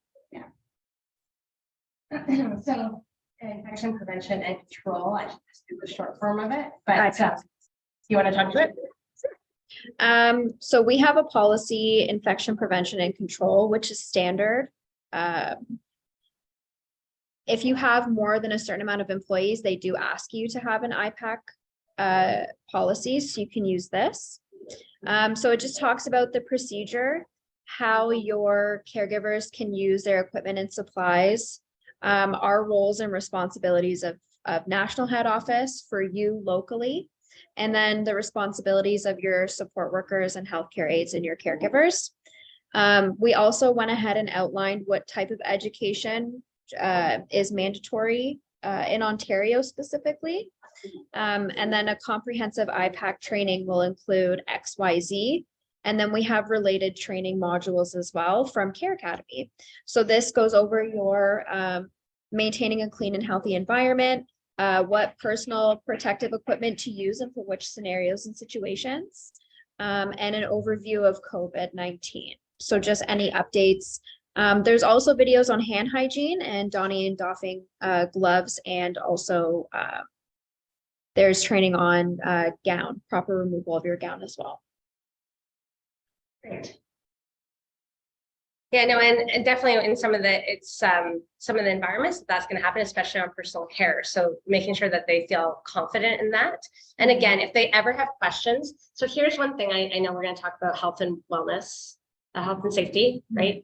Next, part of it in health and safety, a lot of times it's not just you as the employer or the supervisor. So whoever's the direct supervisor are responsible for alerting all staff as to any hazards, any health or safety concerns proactively. It's supposed to also be a joint thing. So there's a certain level of things that we should know and be aware of, which we're talking through. But there's going to be things that we're not always in the workplace, right? They're in people's homes, right? So there is a mutual relationship where your employee and staff, part of your training is to say, if you see something that you feel uncomfortable with, we need to know, call the office, right? Because you can't actually support them in health and safety if you don't know. There's certain things that you should know, right? Like obviously, because we've done the in-home assessment for fall prevention and overall safety. We've done a care plan, so we know what's needed. So we've given them the proper PPE if required for certain tasks, right? But, you know, on a daily average task, maybe there aren't any apparent health and safety things that they show up one day and something's happened, right? So it is a mutual thing. I think that, again, being a leader and a manager, it does change that dynamic, right? Because if you're just a manager, they're like, oh, I didn't know about this. It's like so task oriented, right? But if you're a leader as well, that's when it should be a mutual thing of this came up. I'm a little bit worried about Henry. I don't know. Right? And that's any change in conditions of our clients. Like we need to know, maybe they became a little bit more agitated or even violent, right? And so we actually had one client like that at one point that the caregiver is like, I no longer can support them, right? So working with the family, but if she hadn't told us, we couldn't have, so it has to be mutual. And that's part of the health and safety training. There's 5 steps for us as managers and supervisors that we should be taking. We need to take. And then also for your own staff to understand that, like, it's not just on you guys for health and safety, it's on them too. Can't be done in a vacuum. Anything else you want to say on that? Just to kind of reiterate what you said. So supervisors, it's mandatory for us all to do the 5 steps. And then for your caregivers or any support staff, they need to do the 4 steps. It also acts as, I want to say it alleviates the liability off of you solely, and it actually adds to that collaboration that Carla's talking about. So it's everyone's responsibility as opposed to just your own. So when you have them do this 4 steps, you can go ahead and save their certificate that they give you at the end of the test, and put it into Access Care so that if anything does happen, you can say, well, you know, we do have the standard, why are we laughing? Because Sarah does a dance every time you say Access Care. Oh. Maybe we should all Access Care.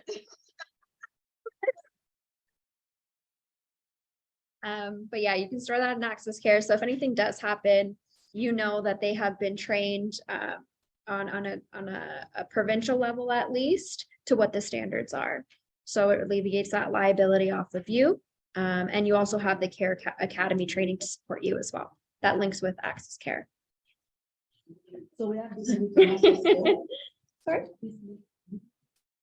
So this link that I'm showing right now on the screen is the provincial one.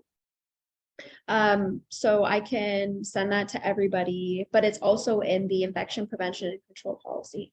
So it's just a link you click. Okay. Yeah, but the Care Academy videos does link with Access Care. So when I add seats to your Care Academy, you'll be able to see that, and we can book one of them. Great. Education, right? We're into that, or more policies. What else were we missing? I just want to mention briefly, just a few of them. So we have a COVID-19 policy. In that, it talks about just public health guidelines, regulations, the most up-to-date information on what to do. It also talks about hazard pay. There's links in there as well that help support you if you need more information on what hazard pay looks like. So if your caregiver does come in contact with a client who has COVID and they've been exposed, they have to take time off. There's a government website that's in the policy, and it directs you about how to proceed and how to get funding for them to take their time off. So it doesn't come out of your pocket. The government actually adds a certain amount of money of funding for you. Does that make sense? Yeah, I'm also kind of laughing that we forgot to say the employment agreement. Oh, yeah. So that again is also an Access Care as a form that you can send, and people, oh my God, that can be sent. And we do have the forms standard because it talks about stat holidays in Ontario. We also have one for Alberta, Shamshad, of the standard in Access Care that would be your Alberta that lists the Alberta stats, because in there they're being paid time and a half. Right. So your employment agreement does state the days where they're being paid time and a half. And then of course our service agreements for clients indicates that on stat holidays that is time and a half. So it is working the same way. Just your service agreement is by province. So in Access Care, you'll have your form will be the Ontario service agreement and employment agreement. And specifically for Employment Standards Act, you have to pay time and a half for statutory holidays where your employees are working. So we list those dates explicitly for each province. So there's no argument about what it is. It's actually in their employment contract. And then that's mirrored to what the service agreement is that the client has. So again, there shouldn't be any questions. We do actually find that a lot of clients who might have a Monday shift, if it is a stat holiday, actually do cancel their shifts that day because they don't want to pay time and a half. So it is having those ongoing conversations with them so that they recognize that. I'll just briefly say the other policies that we have. So we have an exposure to blood pathogens policy and what your caregivers can do in an event that they've been exposed or they have exposed somebody. We have a cold and flu policy, salary workers vacation policy versus hourly workers vacation policy.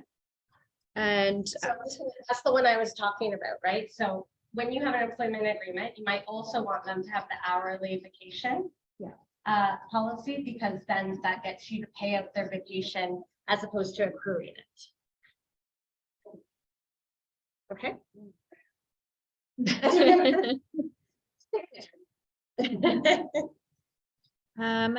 It's all on the internet too, right? But Talking about writing. no, I'm the same. Great. And then finally is just your personal protective equipment policy. That's a standard for Ontario and also nationally, I believe, but there's just different regulations.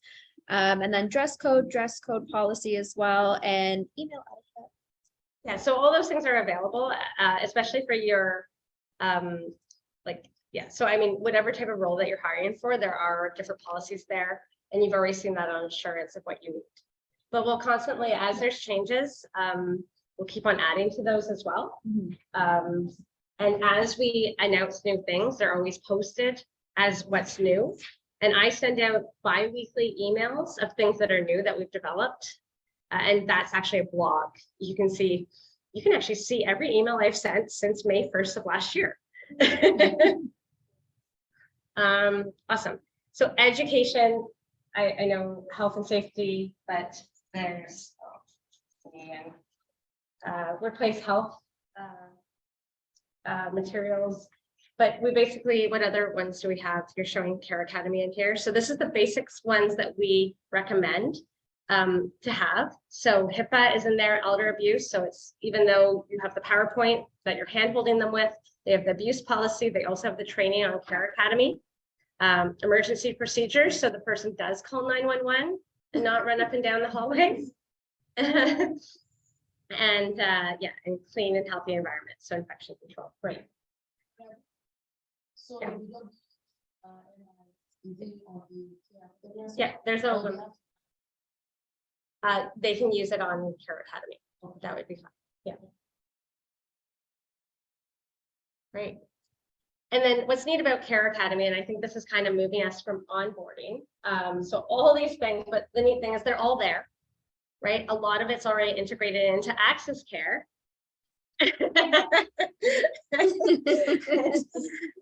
And then all of like the vaccinations that we talked about, those are things that, can you show it in Access Care, where we keep all the documents? I'm gonna use Toronto as an example, if that's okay. That's fine. Just HIPAA compliance, don't pay attention to anything you're seeing. Sorry. Logs you out after a certain amount of time. So everyone actually, you have your own, have your own code to this. I still didn't see your contract. It will fill out.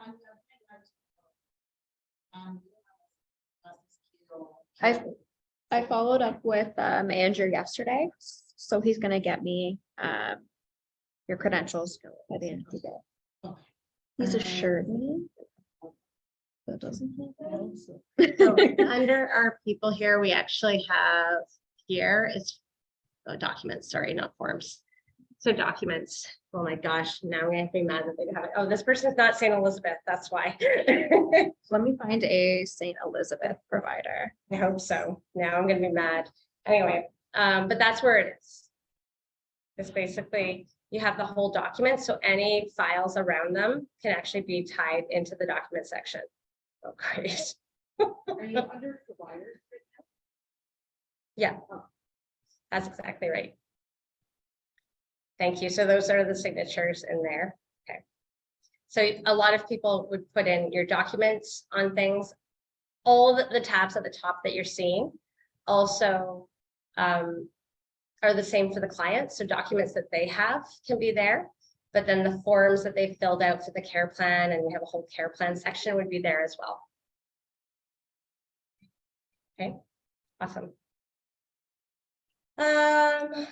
Okay, so onboarding, there is a lot here for sure. A lot of it can be automated, and at least all the policies are in place for you. And then I think that the last piece of this whole thing before we order our lunch, so we'll take a quick break, but it's mostly going to be you guys ordering what we're ordering in, is then the retention. So can we actually go to the HR section? I want to show the notables. Sure. So in the HR section, we actually have the Caregiver Appreciation Awards. And we actually have a video that shows like 9 of the people who got awarded and what people said about them. We actually have ideas for building relationships. And so like appreciation events and things like that that you can do. We also have examples of the people who were nominated in previous months. So you can kind of have a feel for how our caregivers across the country have gone above and beyond. And that's all in there. And so that's all good marketing materials and stories even. So if you're saying, hey, I haven't started yet, but I need stories, there's actually all these stories of amazing caregivers across the country already. Right, so that's all there. And then I think the other thing is the Rest of Care Academy, if we still have that open. There, not only do we have the onboarding training, but if we go to annual training. Sorry, I have to move everyone's head. So if you, just 1 second, sorry. If you can see on these tabs, you have the initial training, which we just came from. Oh, sorry. So the initial training you see there, and then you can actually schedule what all initial training is.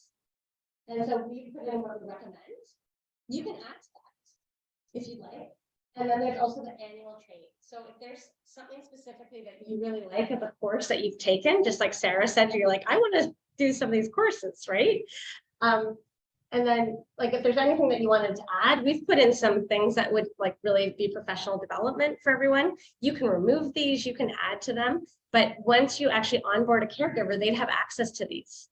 In Vancouver, I know that they've used this as a retention tool where caregivers are like, I want to learn more about this.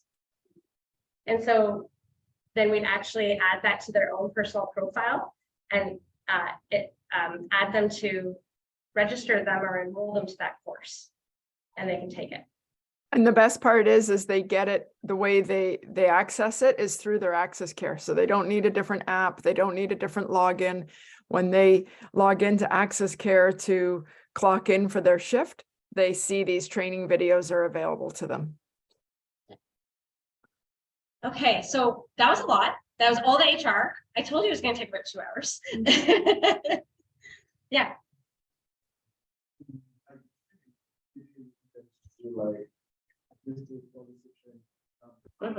So are we going to, is automatically in their own Access Care that's going to invite them or through this care? You go into Care Academy to invite them. So you have to have access to this dashboard, but then it pushes to them on their Access Care. Yeah, and there's also videos from Care Academy to do this. I'd probably take the overview of Care Academy video to kind of bring yourself up to date of how the whole thing works. In addition to all these things, Lisa Coupe also does live training sessions. And actually on the intranet under the calendar of events, connect there, no worries. We actually post all of her live events. So if even with the Care Academy, that's one thing that people can do. But if you want to attend one of Lisa's training, so she's been doing this. She used to be a teacher. She's created like, I don't know, 80 different courses. And on our calendar of events, we list her training and her stuff is live. So that might even be interesting. And yeah, it's there. Yes, monthly JLF calendar. Taking some time to populate, but it's in there and you can actually see all of her training. That caregiver training, right? Like these times, caregiver training. And those ones are ones that one of our franchise partners has actually created caregiver training. So it does cost $60 a session if you wanted to attend one of those, just e-transfer her, but like she does have it open. And she has it on all various topics. She does caregiver training for her own caregivers, but she said any franchise partner who wants to attend, like just a nominal fee, and she's happy for them to be involved, especially if someone doesn't have a healthcare background and doesn't feel confident. That's available for them. Yeah, we would promote within if that's something that someone else would like to do. Great. So I'm going to give us a quick break. We're going to order our lunch here. Maybe like 15 minutes for people to, so 20 after, and then we'll come back. We're going to have a bio break, get some water, stop the recording, but we'll keep the Zoom open. Going. Okay. So I'm just gonna share our screen as we, oh, do we even have? Oh no. Where, oh, here. Sorry, I'm just looking for. Okay, so we're just getting started right now. I'll switch spots again. We're just gonna do the role playing of the phones. It's recording right now. Oh. Honey, I need you to pull up the slides again. So what we're getting into now is we know how to onboard. Just I was saying to Sarah, the way that the rest of the afternoon is going to go is we're going to talk about how to, the operations is really how to pick up the phone, and then the care plan, and then onboarding a new client is really the end part. The Just Like Family way, at 1 o'clock, we're actually going to switch to having a call with all of the other newbies. So at 1 o'clock, so which is about when our food comes, we're gonna, and honestly, the newbies always know I eat every single 1 o'clock call with them. So they're like, okay, she's eating again with us. But you'll get a feel for what everyone else is doing.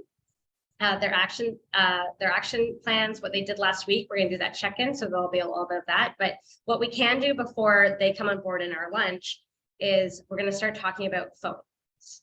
So here, basically, when we're onboarding staff, we've already talked through all this. We're just gonna move to the next part. Sorry, it's not presenter about. Yeah, it's gonna be a both. That's why. Yeah, so what the best case scenario, so that's why when you're in startup mode is actually the most difficult, because you don't have existing staff in our roster to talk to. So the confidence level of talking to a prospective client feels difficult, right? So what I've seen some of our newbies now is really focus on their leadership management piece to have people almost ready to go, but also the confidence that when you're ready to go, and especially in Toronto, because we do have, like your Mississauga does have some caregivers, right? Like, and you're also on transit. So if we have caregivers who are willing to go to your territory, you have a little bit more support. In Scarborough, there's a lot of caregivers. So you should feel confident that you're going to be able to do just-in-time recruiting, right? So the confidence is everything when you're doing the sales. I know for Jovi, she is an RN based in Saskatoon. And so she already had a network of other people who wanted to work with her. And so she had that confidence piece there, right? So it's kind of that balancing act that you're doing at this point. Okay. So it depends if you do have strength. So we've had another newbie who basically recruited, had an excellent conversation, and a lot of our competitors, specifically in the GTA, I can tell you, they pay less than us. So you're very right. So if we're doing in Toronto, we've heard our competitors, specifically Nurse Next Door and Home Instead, they charge $16 or $17 an hour. So if you're willing to pay more than that, you can probably scoop up their caregivers if they're good enough. So if you're posting and you're recruiting for them, I think you can have a roster of people who are more willing to wait for a shift. Sarah does not have the same experience in Victoria. Okay. Awesome. So yeah, onboarding staff, let's go to the next place. So we've already kind of talked about all the rules of contact and the pieces of, yeah, we're good. We've really covered these pieces. Retaining, we've talked about this, great. So new clients. So the way that new clients works, basically, it's all about the matching, right? So you're onboarding your clients, you're doing the care plans, but the big thing is picking up that phone. So we spoke yesterday about all of our marketing and all that investment that we're doing, and all that hard work is for that phone call. Even when they fill out a form online on either your landing page or on your location page, and you get the lead in, it's still a phone call because you should be calling them right away, right? So the way that it works here is that you have the initial contact, which is basically the phone call and trying to get an in-home assessment. So we're going to go through like the role playing of picking up the phone now. But once you have the phone call and you have the in-home assessment, that's when you're creating your care plan. Then you're actually coming up with a schedule, You've already actually onboarded your caregiver. So now we're actually doing the work. The care notes get put into the app in Access Care. And then our job is to continue to follow up and monitor. So not only is that a quality control thing, it is the law. Like in terms of the workplace safety, we do have to make sure that we are actually ensuring that there is workplace safety on a monthly basis, right? So you should be following up. It's also the caregiver's responsibility to tell you if something changes. So again, it is a partnership in that. You should be monitoring their care notes after every shift. So at the end of every single day or real time, you can actually do reports on your care notes, but reviewing them, like what's happened. Did what I think happened happen? Do I need to follow up the client or their family or with the caregiver? So Access Care again, it's really amazing. So like historically, and this is, it seems so basic because this is just what we do and what we expect Access Care to be used. You just laughing that I'm standing behind you all the time. But it seems so basic, but when you talk to anyone who knows anything about home care and you explain how our care notes are used and how that's the expectation and how we monitor them at the end of every day or at the end of every shift, and we can do that in real time. You think about everyone else has care notes in a binder in the house. That's not real time. Like how often were you going to go into a house to review the physical notes? Right? That's not HIPAA compliant. Anyone can come in and start looking at the notes. Right? So what we're doing is just a level above. Right. Exactly. Right, exactly. And especially when you have multiple children in different places, and if there's any conflict or to multiple POAs, power of attorneys, like you want to be able to share that information and making sure that you can do that. Right. And that does actually help so that like, we have one client right now where one son lives in London, Ontario. Right. So the son who lives in East York, he's kind of the primary person, but they're both POAs. Right. So how do you manage and monitor that? Right. And they don't get along. So. Like, do you have a POA? Yeah. And then you have to have like the written that you can actually share other information beyond that. That's right. Again, we put that in the documents, right? So all of this, it comes down to this phone call is the first thing that sets you up for all of your success. Yes, next slide. So basically when we pick up the phone, and again, we're recording this right now, but we just did this with all of our existing franchise partners. We had mandatory upgrade training. All of them except for 2, and don't worry, they are watching the videos. We're part of the training. And so you know that every single franchise partner is actively picking up the phone the same way. And so we're going to go through some of these things to give you the basics, but even in, again, the intranet under what's new, there's a YouTube video about how to pick up the phone. And we went through all the scenarios. So you'll have that as a resource too. So in general, and Buklaz actually did this the other day, in general, when you pick up the first phone call should be 20 to 30 minutes long, if not longer, but a minimum of 20 to 25 minutes. And the reason that it's going to be that long is that when you pick up the phone, it's not about answering questions really quickly. It's actually about being present. Remember from the first thing we said, take that deep breath, show up the way that you want to be showing up, and just have that empathy and connection, whatever your superpower was, and let that lead you. And so when you do that, you are going to hear their story. So Bukla, do you want to explain that first phone call, what happened? You thought 20 to 25 minutes was crazy.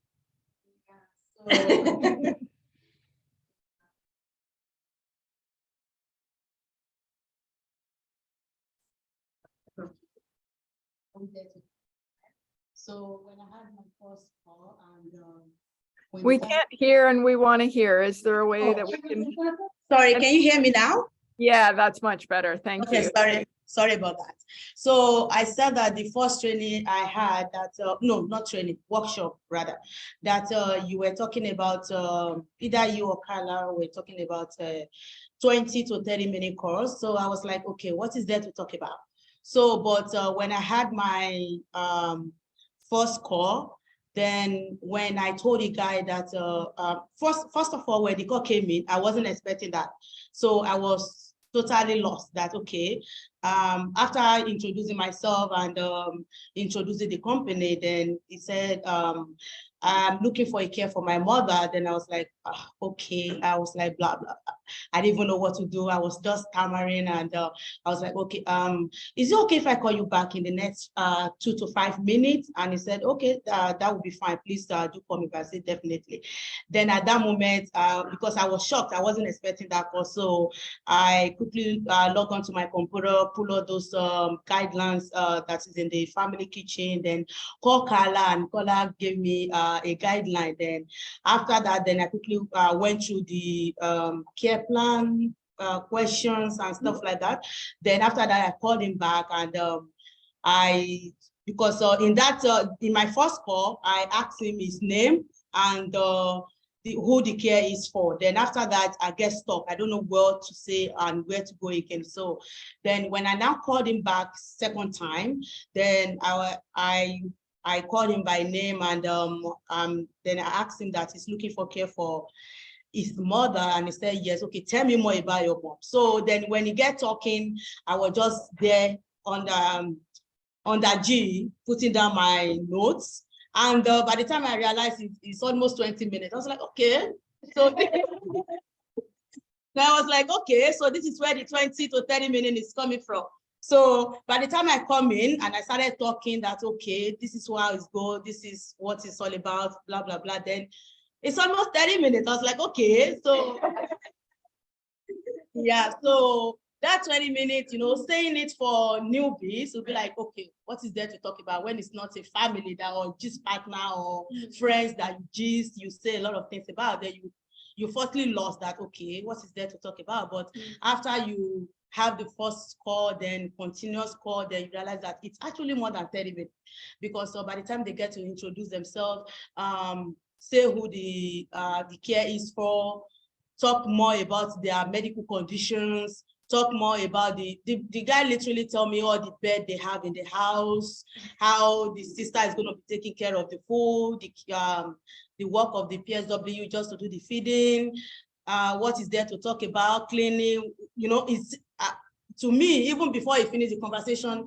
I can able to figure out that, okay, it's going to need a satisfied and experienced PSW for that kind of condition. So 30 minutes or 20 to 30 minutes phone call is really worth it. And when you have within that minute of call, you already know the person, even meeting them physically, you already know them, you already know about medical condition, then you can work towards that before seeing them physical. So physical assessment is just to see the area, the environment, how safety it is, what to be care of, if the patient is using kind of mobility and stuff like that. So the 20 to 30 minute call is it does a lot of work there. Yeah. Okay. So there's a lot in there. So Ukula just said is like all of that happening, just like the other person speaking, and all of you, when you actually introduce yourself, you're like, it's connection and listening. This is what I'm good at, right? This is why you are Z's and CHM, right? And so when you think about how long that is, you're gonna be a better matcher. You're not just filling a shift. You're gonna be a better recruiter. All the things that you learned, you're like, oh, maybe I need someone who's more specific like this, right? This is not just gonna be a companionship shift. Great. So I definitely need it to be a PSW who's certified. Great. You've built a connection. You've built trust. And those are the most important things. But what you've also done is this person does not want to say that all to someone else. Like if you don't even like, these are obviously the things, because this is going to be better service delivery, better care. This is going to be just like family. but you've also basically made it so he doesn't want to do the same thing with someone else. So like, if you just put it down to that, you picked up the phone because it rang and you picked it up. You've learned all these things, you've taken copious notes. And especially in your stage, because you guys are the people who are going to also do the in-home assessment, they don't have to repeat themselves, right? And because you've heard all these things, you're like, I know exactly the type of caregiver you need. So now you have the confidence in the matching, right? So all of these pieces. So it's just empathy. Yeah, so in terms of the empathy, and after the talking about the empathy on the phone, so basically what I learned about the first call that I had was that the money aspect is the issue, why I can't get that patient on call. Like, so after I called him back and I let him know what is going on, what the issue was, I was like, oh, do you really want to leave me like that and go? I was like, okay, you know, that statement hurt my heart. Like, you know, even on the phone, we already built connection. He already knows that, okay, I really want to care for his mom, but the money is the issue. So when he said that statement, I couldn't say goodbye. You know, I had to stop on the phone. I was just literally stuck there. I don't know what to say or what to do. I was like, okay, you know what? I'm going to look into it and call you back. Is it okay if I call you back tomorrow to do a follow-up? And he said, yeah, that is fine. So although I've already made my mind, but because of what he said, and I don't want to leave him just like that, then, you know, I postponed the conversation. So the following day, I just follow up. I say, hope you have found a care for your mother. And it's like, yeah, I found a care for, you know, I follow up, even though he doesn't want me to care for his mom, or the money is the issue there, but I still showing empathy that, okay, the money aspect is, that doesn't mean that I should not know about it, because telling me about his mom's health condition, I was even having that connection. I was having empathy for her, you know. So that's what made me to follow up the next day and say, okay, I'm just following up, oh, everything is good and stuff like that. I said, yeah, everything is good. I said, okay, just let me know if you need any help. You know my number, and you have my email address. Just contact me. I'm here to help. Yeah. So the challenge, so you guys know, is that a person, I believe, has a private caregiver. So they're not having WSIB, they're not having like, they're not insured, they're not bonded, they're none of these other things. But he's not willing to pay more than $26 an hour. That's just not, we can't compete with that, right? So the going rate and the market rate in Toronto is like 30, and Sarah, you're gonna be upset about it, but our competitors are a little bit lower. They're like 36 to 38.50.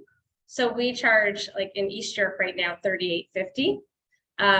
But for $1 or $2 more, like what I say is that we're going to get into this, but we're market rate. And in Vancouver, most people are actually charging $40 or $45. So I think that the rate's going to, if you think about it, like in general, my housekeeper charges me over $35 an hour. We're providing a lot more care. So we need, as Toronto, to continue to raise what our market rate is. But that's what we're seeing right now. And the thing is, like, for our clientele and who our ideal client is, they should be willing to pay. So I was pushing back a little bit that maybe this is not our ideal client, but the way that Buccal has still interacted is still going to result in referrals, right? We still went above and beyond. And for maybe this man can't afford private care, but maybe someone he knows is like, this person actually really understood and made the difference in a way that, you know, this person was paying $21 an hour to a private caregiver. So that is probably our biggest competition. Sarah? Awesome. So there's two things I want to unpack here. I love how you were worried at the beginning about, you know, do I have the right thing? I got to pull up these questions. What am I going to do? But very quickly in your share, and it became very obvious to me, and I really want to highlight it to everybody else, is the call wasn't about you. You actually didn't need the care plan interview, like questions. You didn't need anything. It doesn't matter where people catch you or what you're doing or anything. You can stop and just listen to them, and they're going to tell you your story. So I really want to compliment you on that, Buccal, because you very, in your share, you very clearly got to be part of his world. So well done. That's amazing. The second piece I want to bring up is always leave yourself an opening to call them back. So I liked how you said you have my number, reach out to me anytime, but always provide a little opening for you to check in.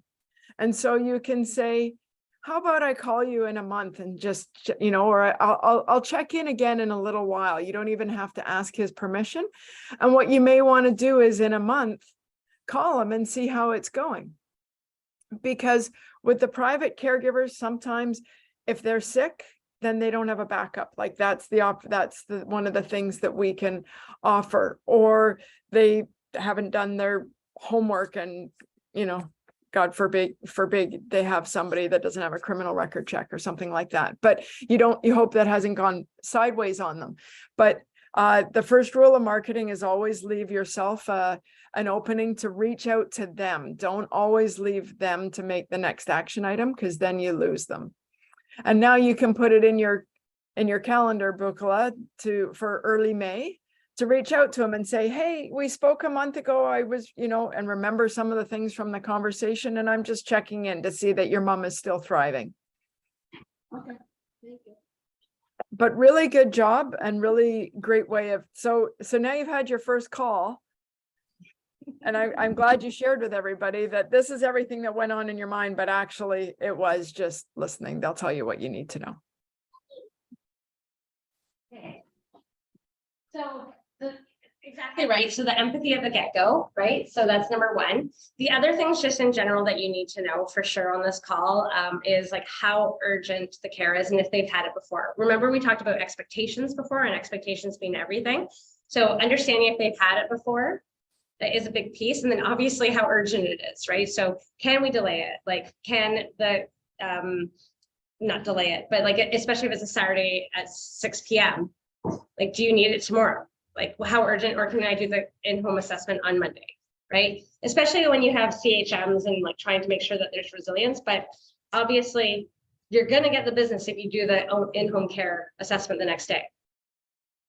So especially like just thinking about that, like that is the responsiveness of us, right? And so having alert systems so that when you get an email, and this is something that we're building in right now, when you get an email or a form, actually get a text message so that you know that it's popped up for you. And so being responsive does make a huge difference. What do they think care looks like? That's expectations again. Who needs to be part of the discussion? The worst case scenario is doing all of this work and the decision maker not be in the room. So you want to make sure that you know some of the lay of the lands there. And then before you actually are moving to do the in-home assessment, the phone call does need to make sure that they understand that this is private. Right? So you don't want them thinking that they're part of the LIN, they're part of the AHS. You want to make sure that they do understand that this is additional costing. And any sort of qualifications that you have. So if you have minimum hours, and we talked about minimum hours before. So Employment Standards Act requires that your minimum hours is 3 hours for a shift. But if you have 2 clients close to each other, you could give 2 and 2, right? So that becomes a scheduling thing. And then some of our franchise partners have a minimum hour of 4. But most of them say they have a minimum of 4. And then as soon as someone pushes back, they're like, just for you, I'll give 3. So sometimes like make them feel special, right? Because expectations are everything. So this is kind of general principles of it. I think what we're going to do now is I'm going to get you guys we're going to do some role play. So we're going to look at some of the most frequently asked questions on the next slide. And we're going to separate you guys out, and each of you is going to answer, actually, I think based on the numbers, we probably have 1 question for each of you. So what are your prices? Actually, Bukala, you've been at the training, so I'm going to put you last. What are your prices? That's you. What kind of services do you provide? That's you. My mom still needs assistance with ... That's you. Adam, my dad still thinks he can do everything. And Ola, I know you've done this training before too, but I will put you on. My parents are considering a nursing home. Okay, Ola? Okay. Okay, so the way we're going to flow right now is we have 7 minutes to prep this. And then we're actually going to sign in to the newbies conversation. And then after that, we'll go through the role playing together of the phones. Okay, and hopefully our food will be here soon. And then I just wanted to add on the minimum hours, if you're doing care in a facility, you can, you could do 1 hour shifts with each one if they are offering you 3 or 4 clients, because then the caregiver is just walking down the hall to other clients. So that's really good when you can start getting into care facilities to do some work, or a community, or what are they called? LTCs. Independent living homes. Yeah, thank you. You want to write down like about right from the beginning, so phone call, so that they ask that question. Right. No, so how do you want us to, like, do you want us to